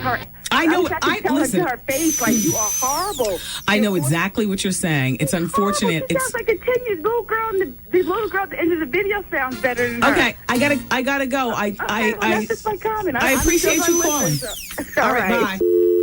That was Art on Drill. And by the way, no, Fantasia doesn't need a weave, because that could still, I don't know what she needs. But and I was speaking of Kirsten Dunst from Spider-Man, and Reese Witherspoon is not a looker. Neither is Nicole Kidman, in my opinion. And you know what? And there's plenty of women who have the look and the voice and haven't gone anywhere. Can they be said Deborah Cox and that other one, Married to the Basket, Tamia? Gina Thompson, The Things You Do. Come on. All right. And Monica says, and also LaShonda, Monica's from the Bronx, LaShonda's from South Carolina. They both say you're no prize in looks department either. Monica even says stop putting down black women because it's not funny. Who am I putting down? I'm simply talking. I'm a black woman myself, and I don't claim to be anything in the looks department. Maybe that's why I'm behind the mic. My personality speaks for me. I'm not trying to get out there and compete, in an industry that is driven by looks and vocal talent. And vocal talent, by the way, can be fixed up in the studio.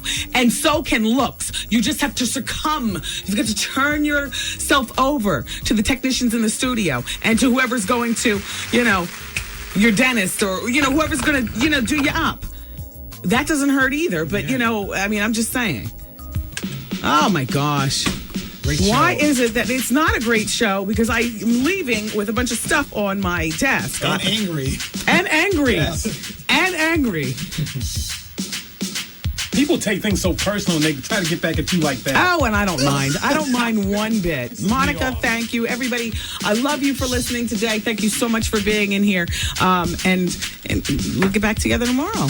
Thanks. Have a nice night. Bye-bye. You gotta be smart. What is that, Dave? What are you doing? Oh. See you later. Good night. Program complete. I know what I'm doing with this extra information. I'm keeping it right here for the Gangsta Hour. The Gangsta Hour is next on the Wendy Williams Experience right here at 107.5 WBLS.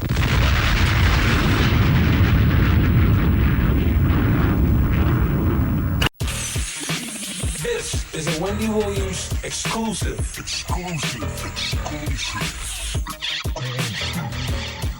Got me so high, ain't tell them where you from. Wayside, yeah! Shout out to Wayside, New Jersey. Ah, the mean streets of Wayside. Talada, WBLS, New York. 107.5. Here we are, the Gangsta Hour. Game over. Where you from? Wayside. Skunk Drive in the house representing. We're on the map, y'all. For that one song, I wish I knew how to crip. No lie, when I hear that song in the privacy of my own house when nobody's looking, I'm working it like Beyonce in the Soldier video. Isn't it cute? She got the lollipop in her mouth and she got the little dusty, boy with her and she's dancing with him. And then you see, was that Beyonce I just saw do a crip? Nobody's looked so cute since Bow Wow doing that. I like when Snoop does it, too. If I just knew how to do it, that would be my one song that I do it on. You'll learn it. Just watch it more. I don't do such a bad job on it right now. Watch. Look. Oh, damn. That is my song. Just keep that in the CD player. Right. Watch. Here we go. Wait. Come on, Dave. Wayside. Watch. There you go. Oh, look at her, y'all. A little something. I practiced. Yeah. They put your hand like this in the air. No, I got my dubs. Oh, they get Let's go. The dubs are for Wendy Williams, by the way. There you go. Yeah. And Wayside. There you go. That's right. All right. Cut. The Gangsta Hour's in full effect. Caller number 11 on the phones right now is going to pick up some gangsta passes for the Punani Poets at the Tribeca Performance Arts Center. It's on Chambers Street in Brooklyn. And, of course, you'll be going for Monday, February 14th. A great way to spend Valentine's Day. And Steve's got the phone. Just Steve. There he goes. How did Hitch do at the box office this weekend? It comes out this Friday. Oh, it does? Yeah. Damn. I read in the newspaper today that Will Smith and Kevin James had to kiss in this movie. And here's Will talking about it. He talks about it in the Daily News. He says, I was leaning in to kiss Kevin, and there was this black dude on the street who didn't know what was going on. And he sees Will kissing a man, and he screams, hell no, brother, don't do that. That's very funny. For obvious reasons. Ow. Did you hear about this woman who rented out the pregnant, people renting out space on their bodies for promotion? If you've got nothing better to do, as far as I'm concerned, it beats selling a kidney. It does. And donating endless sperm to a sperm bank so you can have all kind of seeds out there you don't know about. A woman sold advertising on her belly and received $4,050 for the highest bid on the eBay auction. She is to be applauded. It's a temporary tattoo on her belly, and it will remain there until she delivers her first child. The child is due on March 21st. She didn't think that it would get this much money for advertising space, but it did. She received more than 50,000 hits for that belly space. Nice. Oh, I'm on fire at 7:30 on VH1. If you happen to be in the traffic and you can't get enough of the experience, I say that tongue in cheek. I go off at 7 o'clock. It gives you a half hour to get your food ready. And then at 7:30, Wendy Williams is on fire on the red carpet. A rerun of the show that debuted last week. So Greg Brady is getting a divorce, Barry Williams. And I mentioned it last week, but there's more to the story because apparently his wife of 6 years, Greg is 50 now, by the way, and they have a 2-year-old son, and his wife is saying she's demanding that she doesn't want him having visitation with the son unless the nanny is present. Which I don't know what she's trying to imply or whatever. But, he's already confessed having gambling and liquor problems. That was the downfall of his first marriage. But his friends are saying there's no such trouble in this marriage. It's simply two people that have grown apart. Some people are saying that, part of him growing apart from her might be the bitterness that is built up over entertainment because, as you know, he lived his young life being a star and a heartthrob as Greg Brady. And now he's older, and they're saying that, like back in October of 2003, he decided to reinvent himself with a Vegas act. And he rented out this big showroom at the Sun Coast Hotel and Casino in Vegas. The place held 500 people, and about 30 people showed up. Oh, no. Yeah. So that's what's going on with that. Spike Lee was speaking to a group of college students in Ohio, and he said, find a career that'll make you happy, not necessarily one that'll make you rich. I guess he feels, money will come. I got to tell you something. He's right, though, about the happiness. The rich, rich is not necessarily monetary, as many of us know. It's a quality of life as well, combined with money. Oh, congratulations, by the way, to Melissa Orna. Mm-hmm. Melissa Orna, she picked up the tickets for the Punani Poets. Happy Valentine's Day, Melissa. And she lives in Brooklyn. I picked up Valentine's cards for my kids' class. It seems like there's pressure. The teacher sent home all the list of all the names of the kids. Like they're encouraging, all the kids to exchange Valentines, which, I'm not really down with it. But we happened to have been at the card store over the week. Actually, we were in a drugstore, and I said, well, let me look at these kids' cards. What do they look like? Because I don't want anything with the hearts and I love you, I love you, I love you. Let my kid get, if he's going to, and I'll be damned, Hot Wheels makes Valentine's cards. Perfect. With his love on it. And they got the cars, just, real cute, little masculine, just a little, and so, I spent the weekend filling out these cards. Kevin. I didn't put love or, nothing like that. I just, Kevin. Then I think I'm going to buy like some Entenmann's. The Entenmann's, they already come all judged up. As a matter of fact, I saw over the weekend at the Food Town. I would have bought them over the weekend, but they'll be stale by next week. Entenmann's has the glazed donuts in the heart shape with the hole in the middle. So it's, a heart shape, and they got the pink icing on top with the red stripes. So that's like perfect. Send him to school with his Hot Wheels cards and these donuts and stuff. So anyway, Spike is urge the students, use your college time to discover who you are and what you really enjoy and what you want to do in life. And here's his quote. You do not want to be sitting 20 years from now when you dread waking up in the morning and going to a job you hate. Like many of you driving in the traffic right now, listening, you're leaving jobs. God, this is the only relief in your day. And I appreciate this being the only relief. But, you don't want your kids to end up like you. It's true.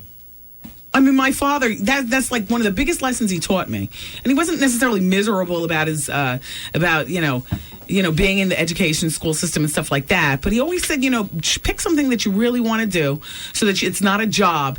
It's a joy. And I did. And so it's a joy. Art used to be a social worker. He was just telling, do you mind if I confide with everybody? Specialist. Do you mind if I confide with everybody what you told me the other day?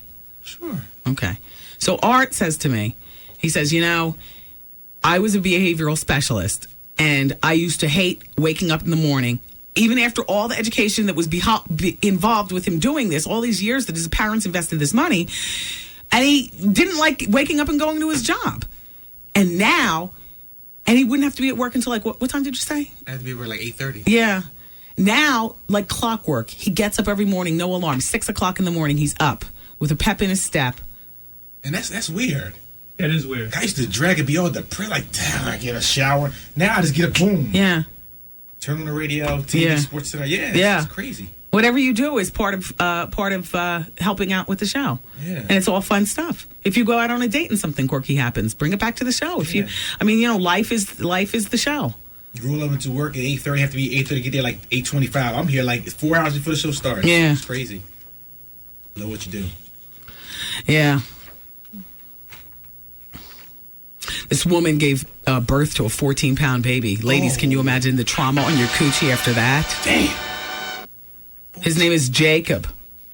I bet. His name should be Payne. Yeah. Like on the Designing Women. You know, Dixie Carter named her son Payne on that show because she went through so much pain during birth. Really? Oh, me and Skeletor, we used to love watching Designing Women together. That was one thing. Oh, my gosh. Shout out to that man. Yeah. And the Golden Girls. And we used to take a cue from the Golden Girls whenever there was problems in our lives and we'd eat cheesecake. Are you jealous? No, I love him. Okay. Well, you're sitting back with disgust. Like, look at this bitch talking I'm about... interested in the story. I like listening about the old stories. I'm not disgusted at all. Let's talk about that 14-pound baby. Honestly, the C-section. Honestly, I love what I do, but honestly, he needs to be here instead of me. Why? I should be listening to you and him. Well, such is life. Right. 14-pound baby was a C-section. Wait, hold on. Are we fighting?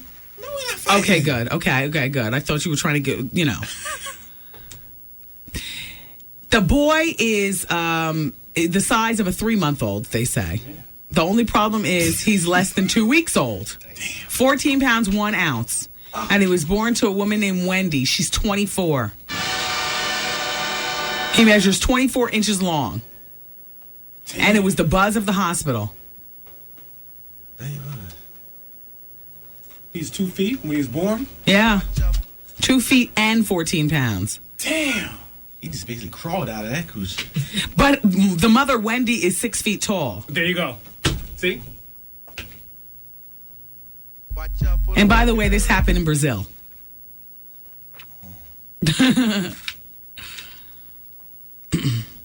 Excuse me, this happened in Oregon. In Brazil, a 38-year-old woman recently gave birth to a 16-pound, 11-ounce baby boy. Yeah.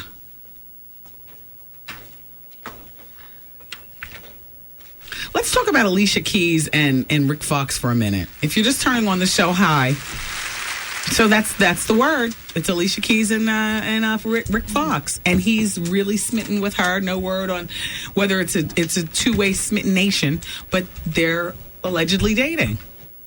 Beautiful couple. Oh. Wendy.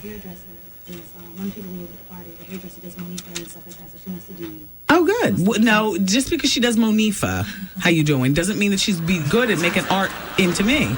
Is she proficient in drag? Well, not proficient in drag, but proficient in women hair. Like she wanted to measure his head and customize a wig and all that stuff for him.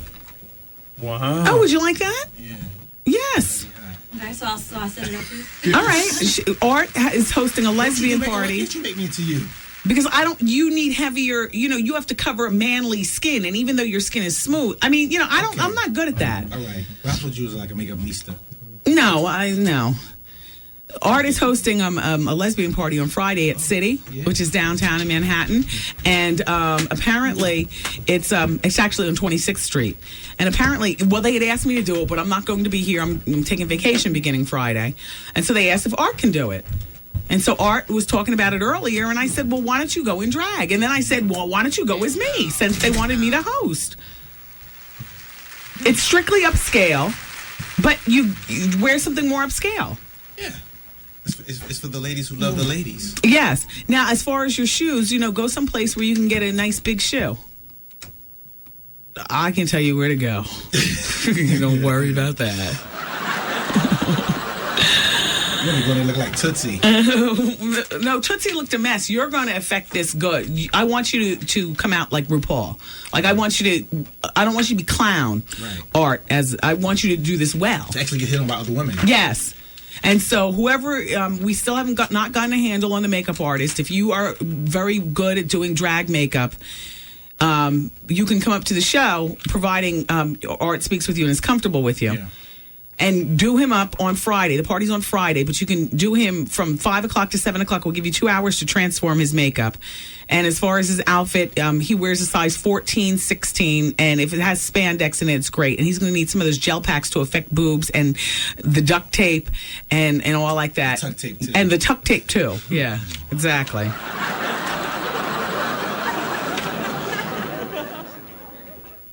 There's a lot going on this week. Yeah, there is.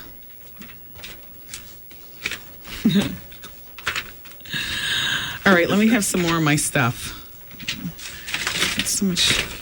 I was at this great Super Bowl party yesterday. I mentioned it earlier a couple of times because I wasn't interested in seeing Paul McCartney at halftime. You all, why did I look at that screen and feel like, no, this is just for older, middle the Bush voters. That's who that was for.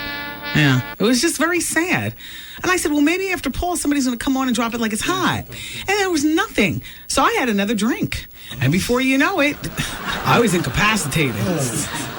I found myself screaming. I screamed F you at S&S, who was the DJ, about 100 times over the microphone because he was voting for New England and I was voting for the Eagles. Mostly because, I could go either way the wind blows. I'm not dedicated to any particular team or any particular sport. But if the Eagles won, I knew that I'd be hosting a lot of parties in Philly, celebration parties, because I'm on in Philly at Power 99 FM. And so, drop down, get your Eagle on, girl. Eagles win, it's good. All right. Ian says the new edition is starting to turn him on. Why is the song getting no airplay? Oh, start turning me on. It gets airplay in my car, Ian. I listen to the new edition CD, too. You know what I really like about that CD, though? I like the way it starts, all gangster-like, the conference call and stuff. And I'm like, damn, I wish they took off because they sound so ready to do the business on the skit of that CD. And just, then everything just kind of fell by the wayside. I was telling everybody earlier that Johnny Cochran's not in a good way. The brain cancer apparently is just getting the best of the entire situation. And there's nothing that the doctors can do. It's very sad. Very sad.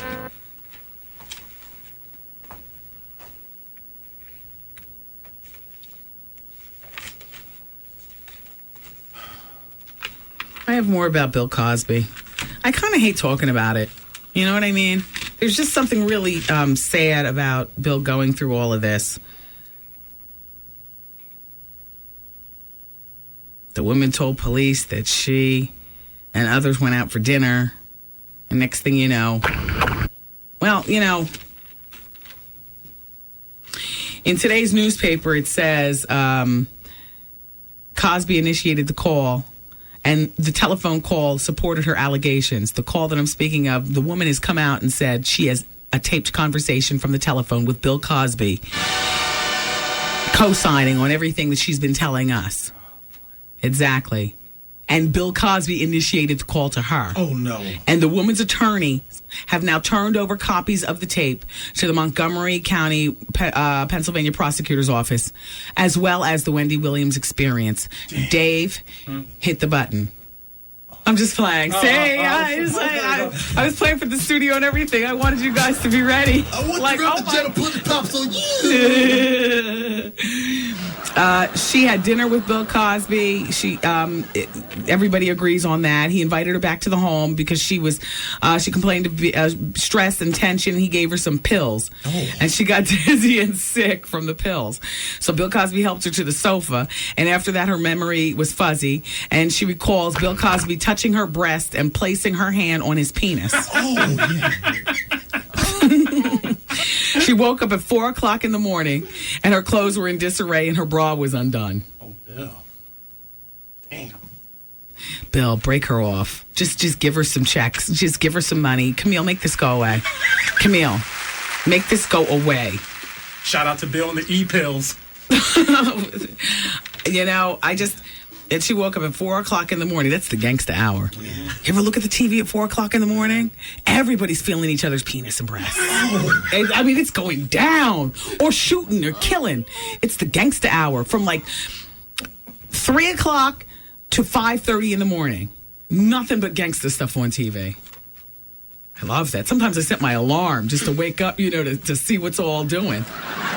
Not even to look for anything in particular, just, it's a whole other side of life going on TV.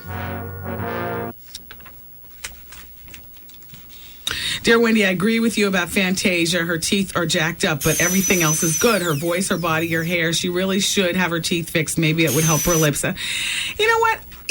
I can't even figure it out. Maybe I was calling out Fantasia too much because then I started to think about Maya and Tamia and Tweet and Little Mo, who's not an ugly girl, Little Mo. How you doing? Steve gave me the look. You don't think Little Mo's attractive? Okay. Yeah, and just go figure. It's like the luck of the draw with the singing thing. Thank you, Shay, for listening. Jen is in the Bronx, and Jen says, Wendy, perhaps you forgot how unforgiving people used to be with Mary J. Blige before she established herself. Yeah, but you see what Mary did to be more forgiving. Mary got some breast implants. Oh, she won't admit it, but please. Mary is glued to those blue eye contacts, which, I'm not saying go that far because the eyes are the windows to the soul. At least keep something, true. I was just discussing that with Art behind the scenes about, contacts. But, whatever, okay. And Mary, for the most part, stays in a weave. I mean, Mary is, She's still phenomenal. Yeah, she's phenomenal, but what I'm saying is that you could compare Mary and Fantasia, I guess, at one particular point, but Mary quickly got the memo in order to get with the bit, and then Misa Hilton Brim. Hi, Misa. Misa, I need some more of those apple bottom jeans. I really like those.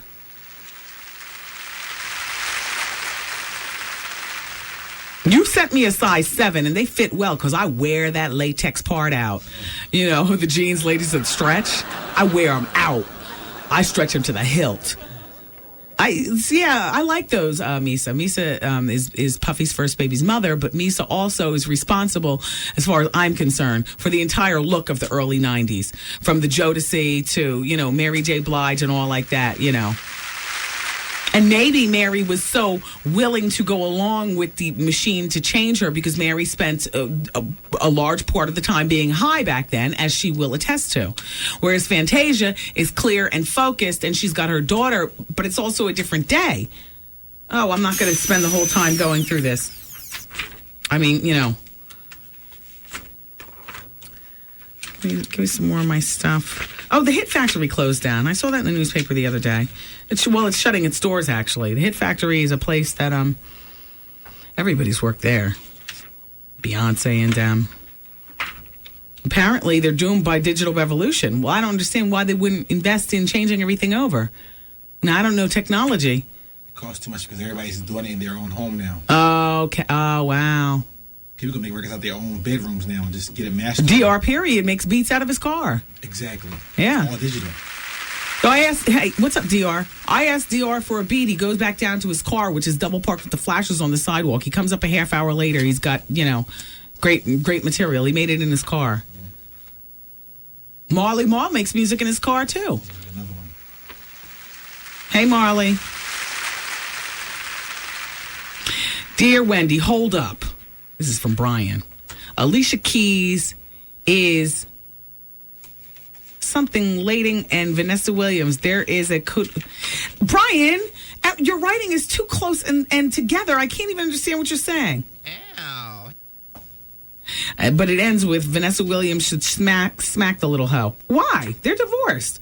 Alicia Keys is not cheating with a married man. Vanessa doesn't want him. Back there.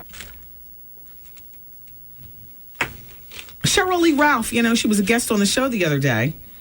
I didn't realize that she was leaving B.B. King's on a snowy night when the senator dropped to his knee and asked to marry her. That's how it went down. How romantic is that? She said, as we walked the sidewalk of B.B. King's Blues Club on February 16th, 2003, Vincent took my hand and told me to look up at the marquee, and it read, "The Senator loves Cheryl." At that moment, I would call him Senator if he was my husband, first of all, because just the power behind it. And I don't care when he retires or what. I would never call him his real name. I'd call him Senator. The power is Senator. It's the freak in you. Yeah, I call him Senator all the time. And I refer to him as the senator. At all times. You know, like, ask me how I'm getting home tonight. How are you getting home tonight? The senator's coming to pick me up, and then we have dinner. But that fits. Yeah, I wouldn't say my husband, and I wouldn't say, you know, what's his name? Vincent. I wouldn't call him the senator. During a backshot, he says, what's my name? What's my the name? The senator. Oh. And who's the father to your son? Yes, senator. Mm-hmm. Cheryl was so overcome that she didn't realize that the snow was piling up on her shoulders and her tears were turning to ice. She happily accepted his proposal and fell into his arms. Isn't that wonderful? And she's getting married soon. Shout out to her brother Tim in the back, ear glued to the radio. Hey, Tim. So Chris Tucker is testifying in the Michael Jackson trial.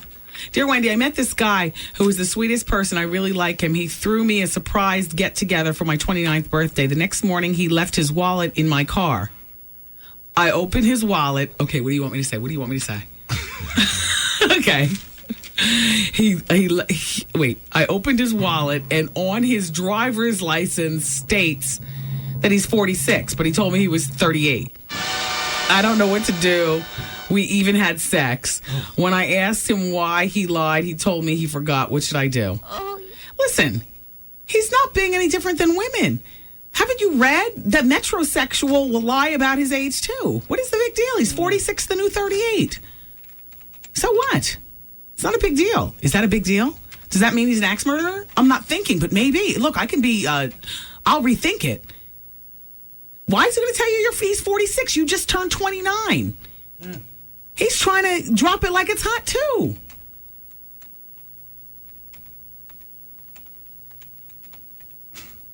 I wouldn't have even asked him about it. I would have thought, oh, it's so cute. You know. So good look at the men.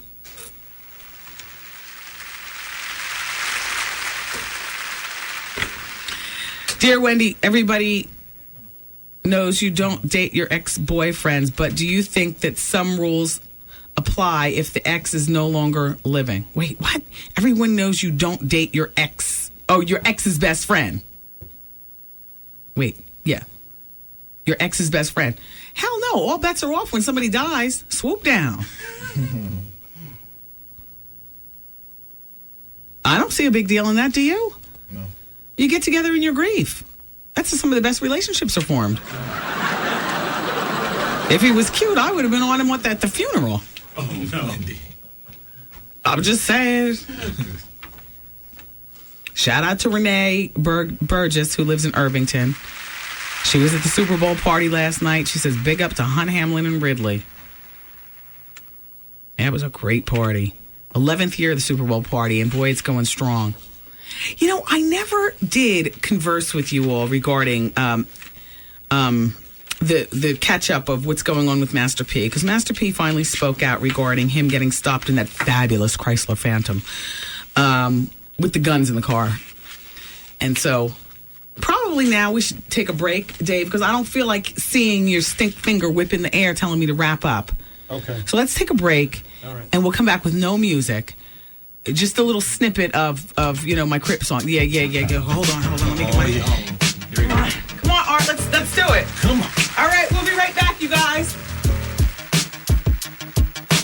Crip, nigga. Wake up with the BLS Morning Show. Charlie Murphy. Charlie Murphy Hey, what's up, now. yo? How you doing, New York? Yeah. All right. Started Dave Chappelle show, stage screen, cinema. When I first met Paul Mooney, he was on the set of Brewster's Millions, our Richard Pryor movie. My brother went down to see Richard. Richard had a bodyguard named Rashawn, right? And I heard all about this guy. You know, he's a martial artist. He can levitate. And incredible. He disappeared. They made the guy sound incredible. You know what I'm saying? So when I walked into Richard's bus, it was Richard and this guy with a real mean face, and he had you know how the Muslims are very serious. He had the whole Muslim thing going on, but he didn't have the bow tie on. He had the clean shave, the real white teeth, and he never said hello or anything. He didn't. I said, this must be the cat that you know that everybody's talking about. And then I come to find out that this is a comedian. Eddie told you. He's a comedian. That's the meanest looking comedian I know. He makes people laugh, but then when I went and seen the show, I understood. So Paul wasn't giving up nothing. And we do it again tomorrow morning. Join Paul Mooney, Ellen Claycorn, Ann Tripp, and yours truly, Mark Jordan, for the BLS Morning Show on 107.5 WBLS. Today's R&B and classic soul. No, Q. The car that I like is a Chrysler. It's not a baby Bentley. It is a Chrysler. And I saw one parked on Bloomfield Avenue Saturday.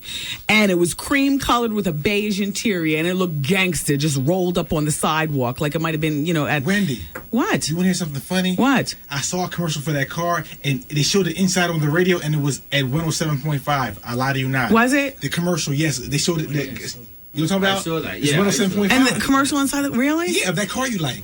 Wow. That's a sign. I'm going to get her a damn car, please. Can you buy one for me, Art? Everybody, don't miss the beat. Oh, by the way, this is 107.5 WBLS. Home of today's R&B, classic soul, and the Wendy Williams Experience. And Vaughn Harper's coming up at 7 with The Quiet Storm. Listen, don't miss the reality series on BET called College Hill. It's on Thursdays at 9 p.m. Then you can tune into WBLS on Friday here at The Experience and pick up your College Hill gift pack, courtesy of WBLS. I have to tell you that your chance of picking it up comes with a quiz question relating to College Hill. So you have to watch and then listen. And, I know it's Fashion Week, and I have, for you fashionistas who've been getting around to the different fashion shows, ISO Life is having their fashion show at the Coral Room this Thursday. And then, shout out to everybody in Bloomfield, New Jersey. There's Poetry Night at Taste on Tuesday night with DJ Till. Don't you love Wilma Flintstone's new hair? When I saw it on TV, not so much the girl from Scooby-Doo, but I'm looking at Wilma, and I'm like, wow, what a MILF. She just needed to take her hair down for a moment and just look at that. I bet you Fred loves it. Shout out to Monica in the Bronx. Monica, no hard feelings, girl. You know we go through this every day. You know what? Shantae Moore and Kenny Lattimore are ready to release their second duet CD. Mr. and Mrs. R&B is what it's called. And they're releasing that second CD called Uncovered in Spring. Okay, they're calling themselves Mr. and Mrs. R&B. Oh, boy. Put that where? Back there? Well, and this CD's called Uncovered. That's Bobby and Whitney. Well, you know what? Unlike their debut album, Uncovered will feature new materials. See, their debut album featured classics, but this one's going to be all new material. Hey, y'all. Kenny, I know your wife doesn't feel me much. At least that's what she conveyed by her body language when she was here last time. But you and I do have a relationship in spite of Art on the Button. And I would love for you to come in and talk. So I was talking about designing women, and I forgot to tell you guys, I was just talking about, Payne, Dixie Carter's son on the show.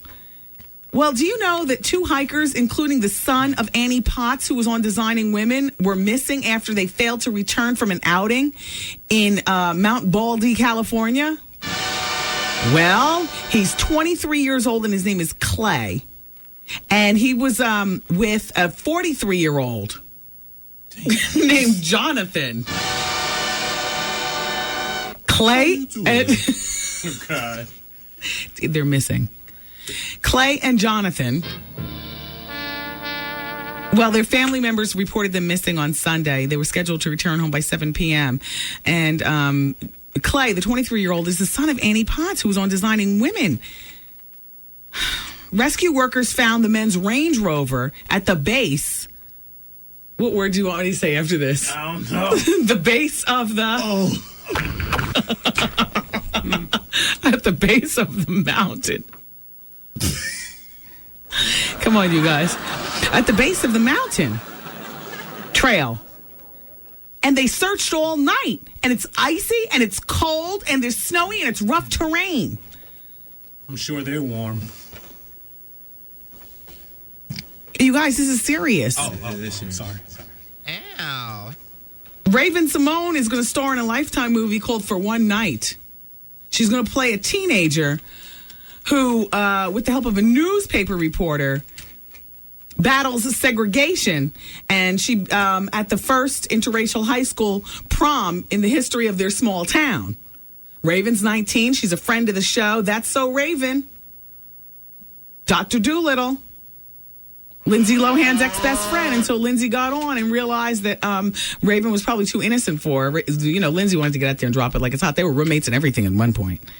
But you can see where Lindsay took the turn for the Hiltons and Raven stayed on her path. Her parents have a firm grip on her career, and I like that.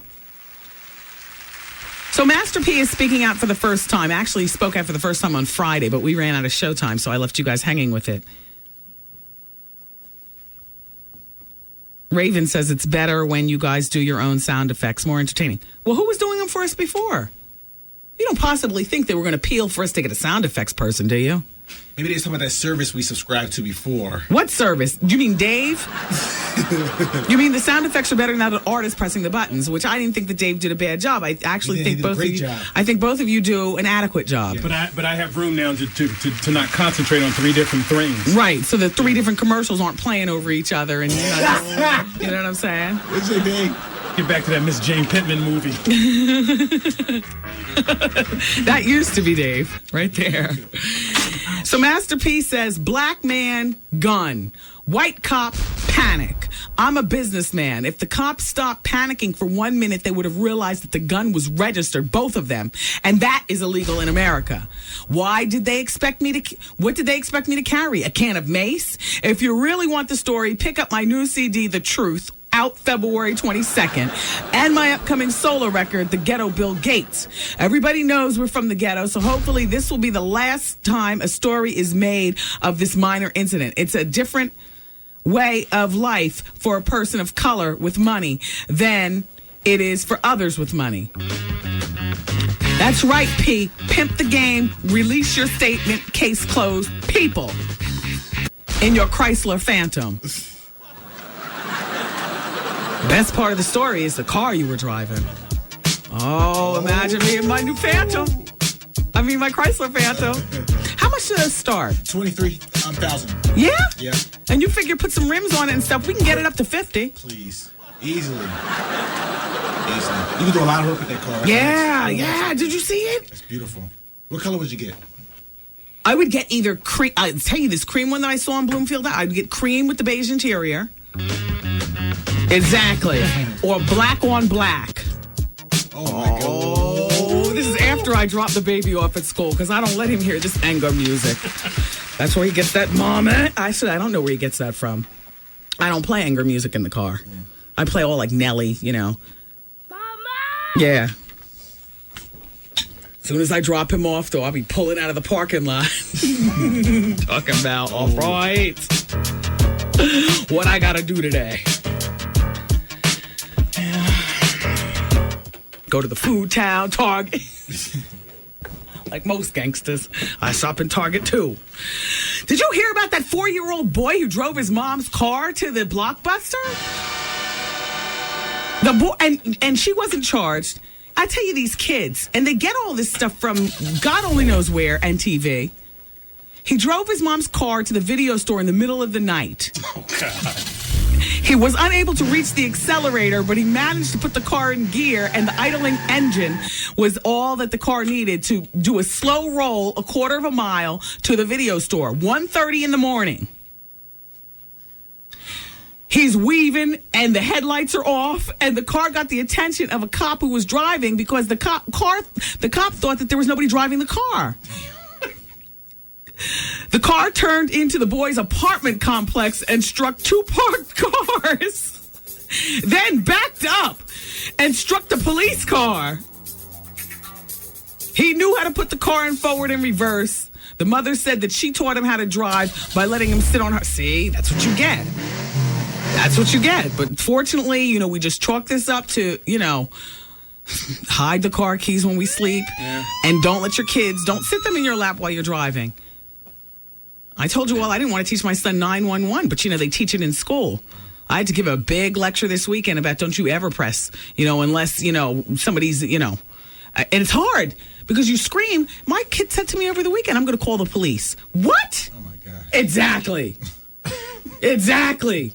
And we were out in mixed company, so I couldn't do anything because all I picture, I was putting him in the car, as a matter of fact, and all I thought about was that video of that woman in Texas beating the stew out of her daughter, who probably did something to deserve it.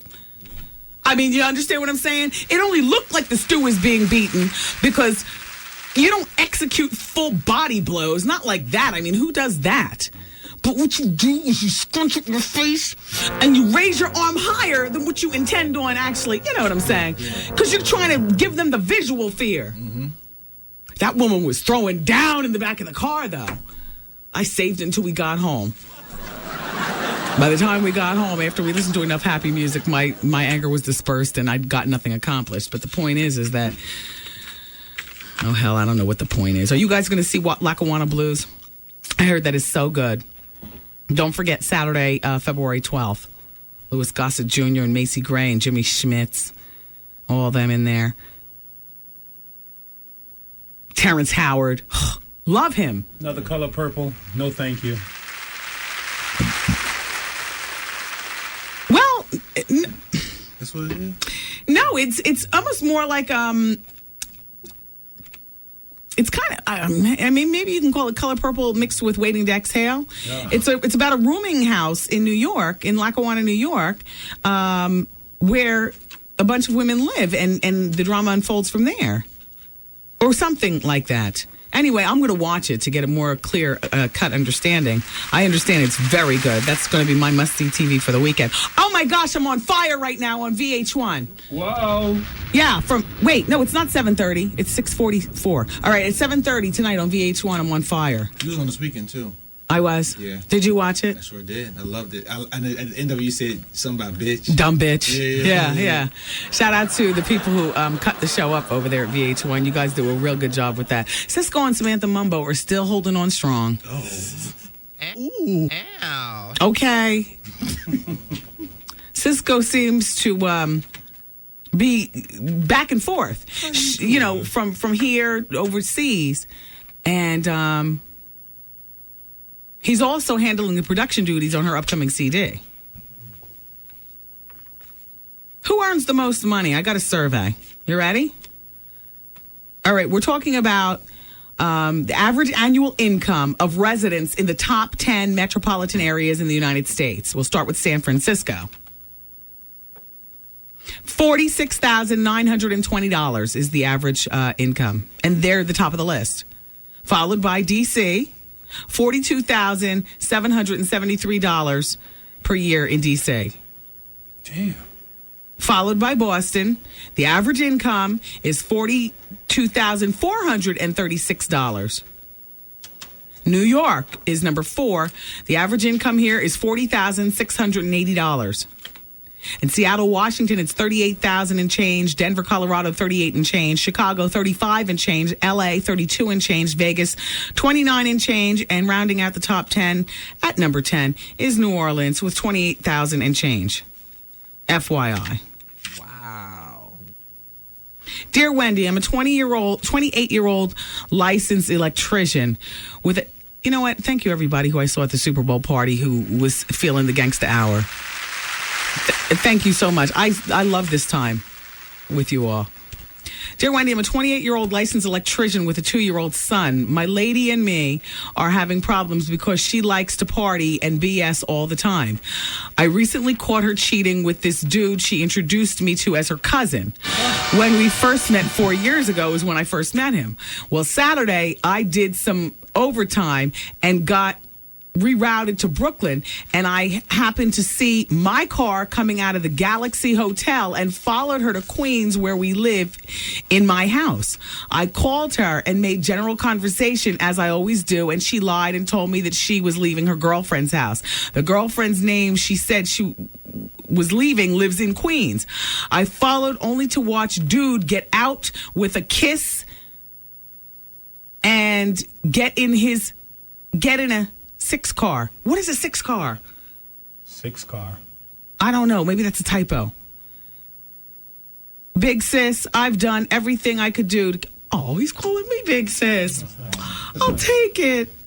And he signs off little brother. Oh, 6 series. Maybe a 6 series. Oh, yeah, and a 6... Oh, little brother, she's dating a big baller. People even use that term anymore. Big says, I've done everything I can to keep this woman happy. Cruises, jewelry, furs, romantic dates. I've even argued with my brother and sister because she's 7 years older than me. Oh, so she's 28 and you're 21. I feel like a real sucker because it looks like it's been going on for a while. My question to you is, do I put her out and move on, or do I deal with it for the sake of my son? Because I know he's going to be most affected by the breakup, and I know that she won't give up custody because I work for a well-known company and make very good money. Whoa, he capitalizes very good money, and she would get a nice piece of it, of the change for child support. I work for a well-known... Oh, wait, I'm reading the same. I've taken her name off my insurance. I'm closing the joint account, and I took back the ring. I showed the ring to a girlfriend she said she was with, and our anniversary is next weekend when I plan to propose to her. We've been fighting all week. Please give me your honest insight. I wouldn't engage to her. Oh, a BMW 6 Series. Okay. I mean, I wouldn't, people have survived cheating, That's 4 years. 4 years ago, introduces her cousin, which apparently means that she's been jumping off with him all along. At least 4 years. And she's been playing you the fool. So this is not just a jump off. This is a relationship. Relationships are the most difficult to deal with because, there's feelings involved and whatnot. I definitely would not ask her to marry. I would definitely bust her out, tell her all about the Galaxy Hotel and that you followed her.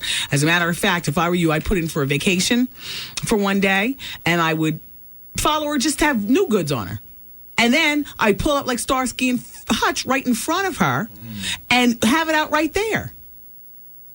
Because she can put that where? Put that where? Back there. That's right. That might be too violent, though. Well, you can't scream. No screaming. Easy tones, because she'll call the cops and you'll be done in. Yeah. And then she'll throw herself down on the ground and make scratches on her. Yeah. And squeeze her arm until there's black and blue. You know how we do. I mean, excuse me. You know how some people do. He should just leave quietly and put that back there? No, I understand what you're saying for the sake of your son, but plenty of kids have been brought up in single-family households and turned out fine. Sure, there are a few axe murderers in there, but there's axe murderers from married people who've been married for 50 years, too.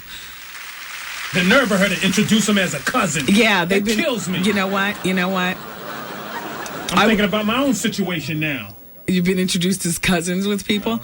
You know what? I would confront her with all of your findings, and I would definitely not show her the ring until the fight is over, and then you tell that dumb broad what she just missed out on. And don't believe her crocodile tears. Oh my gosh, is the show over? I'm leaving you on Dante Culpepper again. Please tell me I can tell this story. Does anybody remember I was going to tell you about Dante Culpepper? Let's hear it. All right. Probably the best way I can get to it is this even worth it?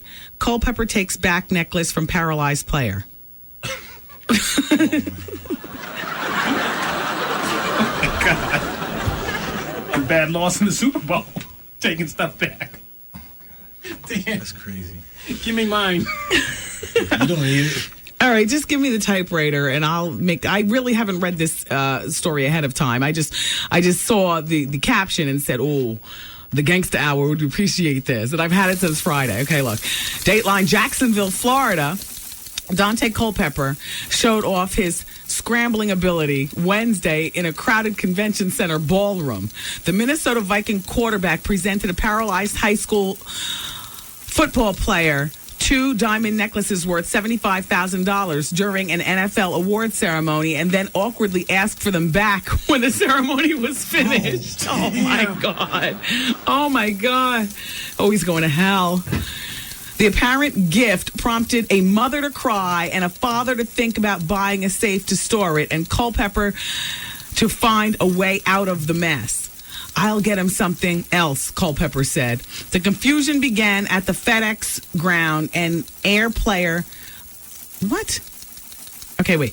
The confusion began at the FedEx ground and Air Player of the Year honors, where finalist Culpepper, Peyton Manning, Sean Alexander, and Curtis Martin were on stage for the announcement. When the master of ceremonies opened the floor for questions, Jerry Townsend spoke up from his wheelchair in the front row. "Hey, Dante, can I get some of that ice?" he said in a low voice, referring to the two sparkling necklaces hanging around Culpepper's neck. Culpepper jumped up, pulled them off, and brought them over to Townsend, a senior defensive back at Jacksonville Episcopal High School, who was paralyzed from the neck down while making a tackle back in October. Townsend spent the last 4 months in various hospitals and was released on Wednesday just in time to go to the Super Bowl event. After Culpepper put the necklace around Townsend's neck, his mother started crying. His father talked about needing a safe for the expensive jewelry. I don't even know where the second page is, but you get the gist. Indian giver. Yeah. To a paralyzed kid. Yeah. Dear Wendy, the Galaxy, is his wife a hooker? That's a hoe stroll on Pennsylvania Avenue by White Castle. I know where that is. That's in Brownsville. Yeah. I know exactly where that is. Well, you might be giving up a bit too much about yourself. Dear Wendy, I think the person who said they like when you do your own sound effects better meant when you don't use the computer, but your voice, or clap during the gangsta hour. Oh, yeah, we forgot all about that. My hands hurt. I was clapping so much and gripping my hands so tight, wanting those damn players to win yesterday. I was into it. Oh, here he is, Raven. No, Wendy, I meant when you guys do your own clapping, not clap tracks, laughing, and how you doing? Yeah, you know what? You're right. Let's get back to that. Why is it that if I don't remind anybody that... it's nice to mix it up every now and then. You could put that where? Back there. Put that where? I told my parents that over the weekend. I find myself saying that in real life. You could put that where? Back there. Were you angry when you said it? Or just playing? I was playing. Okay. But when I say where, I blow air so my cheeks puff up like she does. You can put that where? Back there. Put that where? Back there. Mm-hmm. Okay. Well, I don't have anything else to say. Vaughn Harper is waiting to come in, and I do appreciate you all for being here. Once again, a shout out to Ruby D. While I don't know you, you're in my thoughts, and I mean that's some great people who've passed recently. Shirley Chisholm, Ruby D. Ossie Davis. Who else? Shout out to Johnny. Johnny Carson. They die in threes. Yeah. Damn, that's sad. I didn't even realize that until you said that. Yeah, today. yeah. All right, you guys. I'm sorry to leave you on it. On that, yeah. But I'm on fire at 7:30 on VH1, and that'll definitely pick up your spirits because I'm a mess. I admit it. Constant work in progress, but it's all about the funny. It's a power-packed show. If you haven't seen it yet, it's Wendy Williams is on fire on the red carpet on VH1. VH1 at 7:30. At 7:30. So you've got exactly 34 minutes to finish dinner and then turn on your TV. And I'll talk to you all tomorrow at 2 o'clock. Vaughn is next with The Quiet Storm on 107.5 WBLS. I love you for listening. Bye-bye. The Wendy Williams broadcast day has completed. Aw, man! And WBLS music starts next.